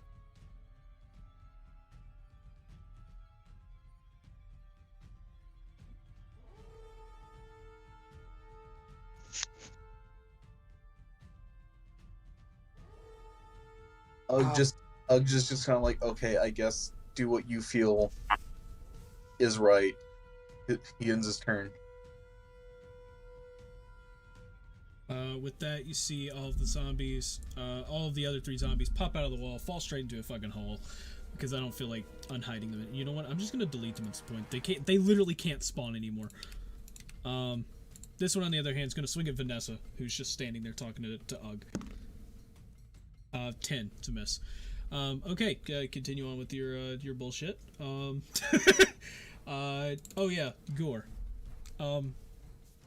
Gore is going to...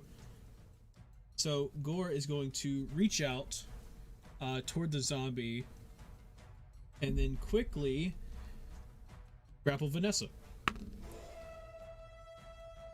Yeah, Gore knows. Gore understands. Are you going to stop this grapple? Yes, I'm going to. Okay. Roll me in athletics or acrobatics.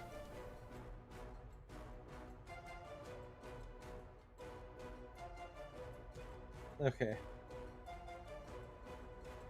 Oh, damn, that's gonna be an 8. Yeah, he beats you with 11, so he now has you grappled.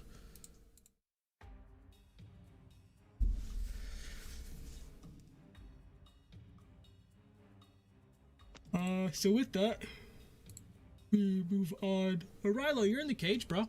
Your cage is stopped, so you're chilling. Yeah. Okay, You've been hearing this entire conversation. What do you do? pull that rod and let this cage come down.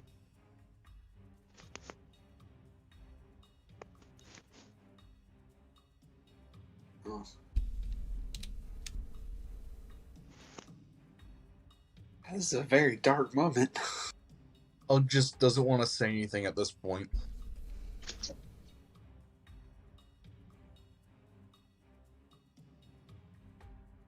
I don't know what to do. Okay, muscle man. Yeah, exactly. That's What to do? My thumb. Anyway. Yeah, I guess he ends his turn, so it's back to you, Ugg. Ugg well, no, Vanessa. Sorry, Vanessa technically has a turn. Forgot about that. No, we'll let Ugg do it. Okay, so you're just passing. Cool. Ugg. I want Ugg to fly over to the cage and try to like investigate the cage again. Okay. See if there's like a way to open it or anything. Again. Here. So you would fly. That's the corner. It's 20 feet there. I mean, yeah. Roll for investigation.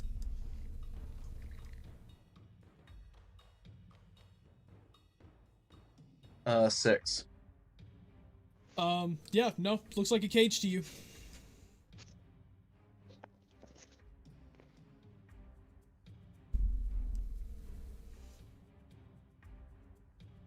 Okay.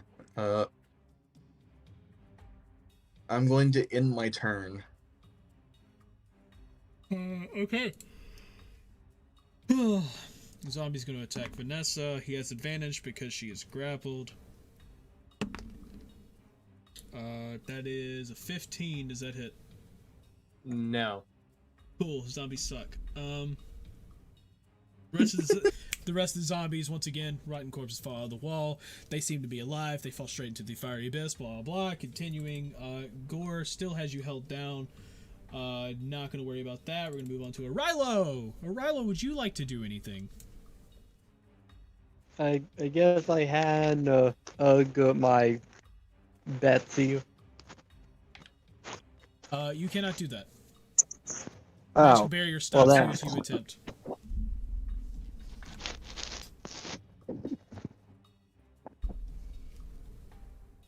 I guess I'll shoot the cage with Betsy. I'm so glad you want to do that, because that literally does fucking nothing. You shoot the cage and it just fucking ricochets like never before, and you get launched like 10 feet back onto your ass again. The video in the D&T chat just like is more and more to the situation. I'm sorry, Arilo. That shield is fucking you over.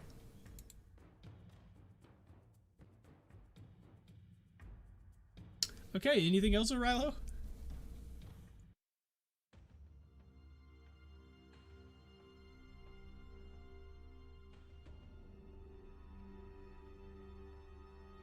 Arilo? No, nothing else. Okay. Vanessa. I guess I'll try to break out of the grapple. Okay. Roll me in athletics.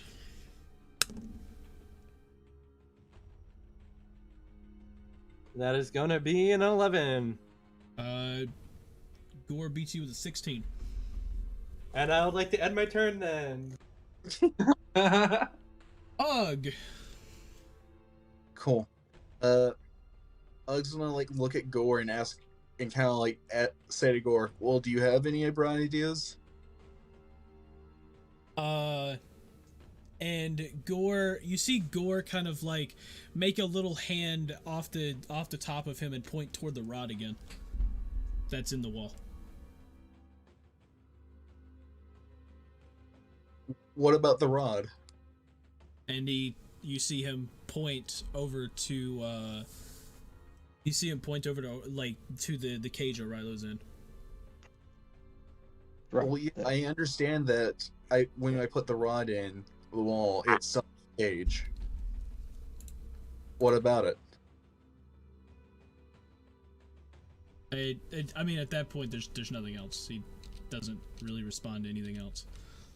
Okay.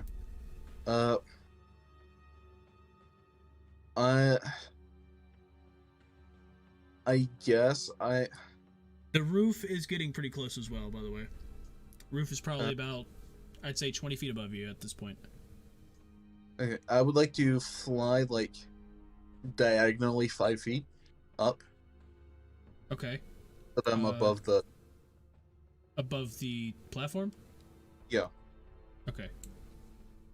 And I guess I'm gonna take a shot at the the Draugr. Okay. Using sharpshooter. Mm-hmm. Roll for hit. 19. That's a hit. 17 damage. Let's see. Oh yeah, this one hasn't even. Okay, 17 damage.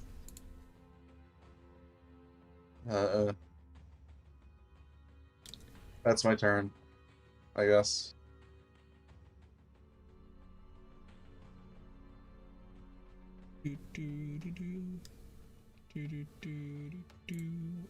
Okay. Zombie's going to attack Vanessa. Let's see. Advantage. So Draugr goes, yeah, with advantage. With 16, does that hit? No. That's fun.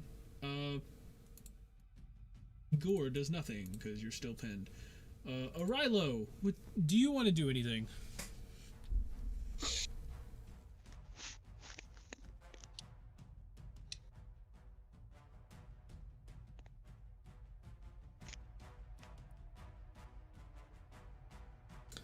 I think that's a no.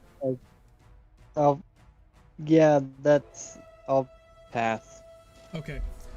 Vanessa, what about you? Vanessa's Vanessa like still like Pam like just saying if you want to like try something, try prying the cage open with the metal rod maybe. I don't know. And yeah, I'll pass my turn then. After that, passing. Yeah. Okay. Back to Ugg. So I'm going to try something that may seem stupid. I'm going to pull out one of my arrows, and I'm going to toss it at the cage. Just kind of like casually toss it, you know. Okay. To test. Yeah. You grab it. You toss it. It hits the. It basically you toss it in in between the metal bars, and it ends up hitting the magical barrier, bouncing off, going straight down into the fiery abyss.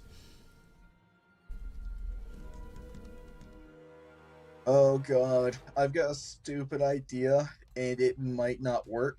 It might though. It might, but it also might not. Yes. I look at Gore, and I'm like, Gore, do you think you could give Orilo the shielding? Or at least try to? You just see his hands pop up, like almost like in a questionable, like what? Like, or I don't know. The water stuff for Orilo. Do you think you could do that? He then forms a little head that looks like Ugg and just shakes his head no. Oh. And then you see him grab a pebble and throw it at the throw it at the cage, and you literally see the magical barrier stop the pebble. Gotcha. Okay, this may seem stupid, guys, but maybe the magical barrier stops the fire. Huh. What do you guys think? Drop the cage. Just a rattle from inside. Drop the cage.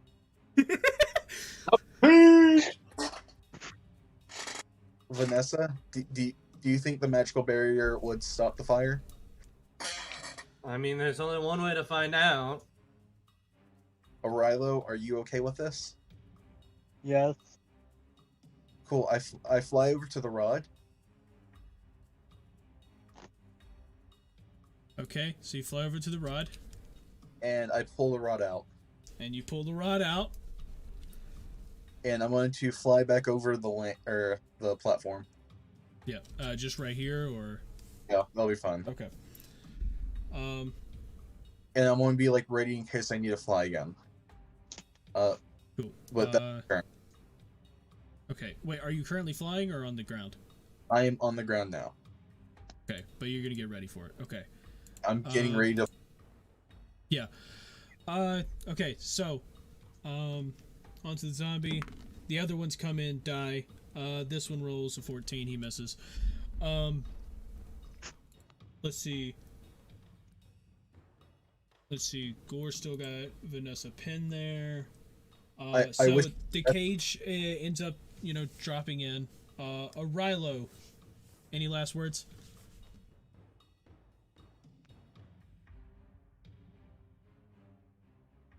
Anything? Anything at all? Any particular words? Any last words, Arilo?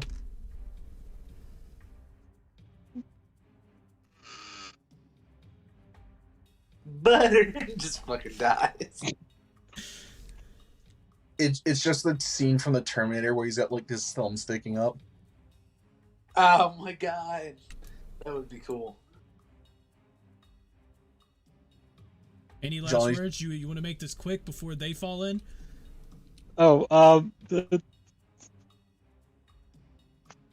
tell the guild I'm sorry. Bye. Bye. Like hung up the phone or some shit.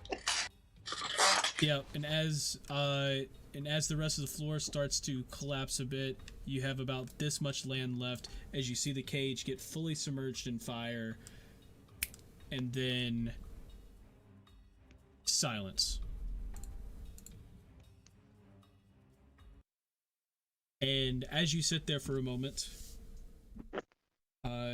you kind of question, what's happening.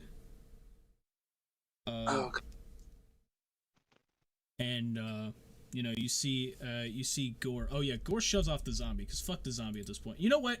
Yeah, he shoves off the zombie. Fuck the zombie.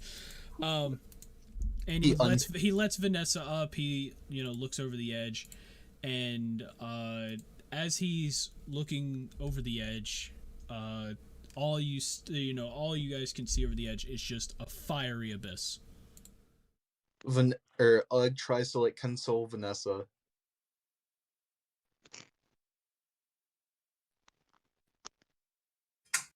Morello didn't have kind of just saying we didn't know what would happen and stuff like that. Trying to make it like it's not our fault, and this could have happened to anyone.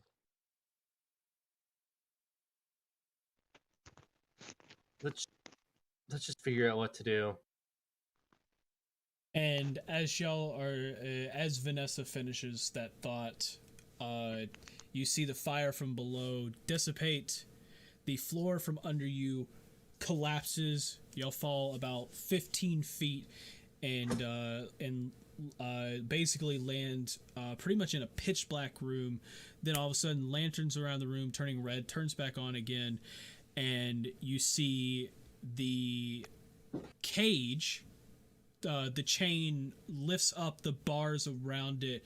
It goes up into the ceiling, and as you look, all you see is the metal base of the cage that stays, and Arilo is there, still alive. Oh my god, Arilo. What kind of hell is this? What kind of twisted elves? I mean, the rock was right, I guess. This is all really confusing. Oh god. Before y'all even have a moment's notice, you see a hallway you see a hallway in the middle of one of the walls opens, and you just see like a somewhat long hallway, and at the end of it is a purple glow. Okay, time to go save Morgith, I guess. Or At this point, Vanessa's just like emotionally drained, so it's like there's no emotion behind her words anymore. Before like anyone like starts moving towards the hallway, Ugg kind of like pulls back out his journal and kind of like does little like slaps on her chest, like, I think you'll be needing this. Vanessa nods almost, but it's just like a little nod, and then she takes it back. And start moving down to the purple room to go try to save Morgith, probably. Maybe. Hopefully. Oh boy, let's see how Vanessa's going to be like tortured today. it's gonna be emotionally tortured this time. Oh god. Let's see how much guilt Vanessa can rack up in this place. It's going to be like the end of this, and Vanessa's going to have like the mentality of like a stone cold fucking killer. Vanessa's just gonna completely change alignments at the end. Like, from lawful good to just like true neutral. Turn straight up. So the glow. Are y'all walking down the hallway? Yeah. We're all walking. Y'all end up walking down the hallway. I'm just like really glad that like O'Reilly like survived with that. Like.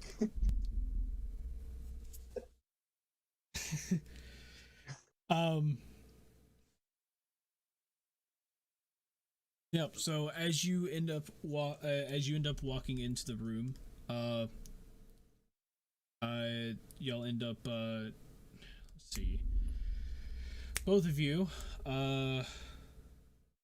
Shit, no, Brylo's there too. All three of you. I need all three of you to make me a dex saving throw. A dex saving throw. Yep. 14. Damn. 10. Oh, I got a 4. 14, 10, and 4. Off to a good start in the void room. Okay. That's fun. So Arilo and Ugg easily step out of it. However, Vanessa gets basically sucked into the center of the room. And as she gets sucked into the center of the room, you like for a moment you don't feel that this specific thing is dangerous per se, but it is very odd. She gets sucked into the middle of the room, and then you see multiple pillars stick up out of the ground, and you see another cage drop from the ceiling, and you can see Morgeth inside of it from where you're standing. Oh, fun. And that is where we're going to end. Oh, wow. We will pick up next time, where we will be inside the void room. This is like the story of how Vanessa goes insane. Oh, God. God. Literally all this. Yeah. So. Yeah, that's the fun part there. Is it fun though? I was having a blast. Oh no, I mean, honestly, same. I was ready for Vanessa to just jump in there, honestly. Johnny was just playing a coloring game. I genuinely was. I was playing a coloring game with your lives. What color blue? We got red, purple, blue. We've got red. We've got red. We've got more red. We've got more red and more red. Oh, and more red. And a little bit orange. You know, Advice? I was really tempted at the beginning to just draw a big penis, but then I just thought that wasn't going to be appropriate. Hey guys, you're never gonna believe this. It's actually magenta. Haha, just kidding. It's more red. Oh man. Okay. Well. That tile that you were standing on? Yeah, that's also red. Thank you guys so much for watching. If you enjoyed, make sure you press the like, subscribe buttons down below. Please comment any prediction on what you think is going to be in the purple room, other than Morgan. Does Vanessa die? Yes. Is Vanessa going to go insane and or kill herself by the end of this? Put your predictions down below. And hey, probably you guys like the floor is lava? Yeah, this is that, but the entire floor is lava. There's no safe spaces, and fuck you. Fuck you. You're all gonna die. We will see all of you guys later. It's just Giant Test saying, peace out, stay awesomeness, and we will see all of you guys in the next D&D session. Bye-bye. Bye.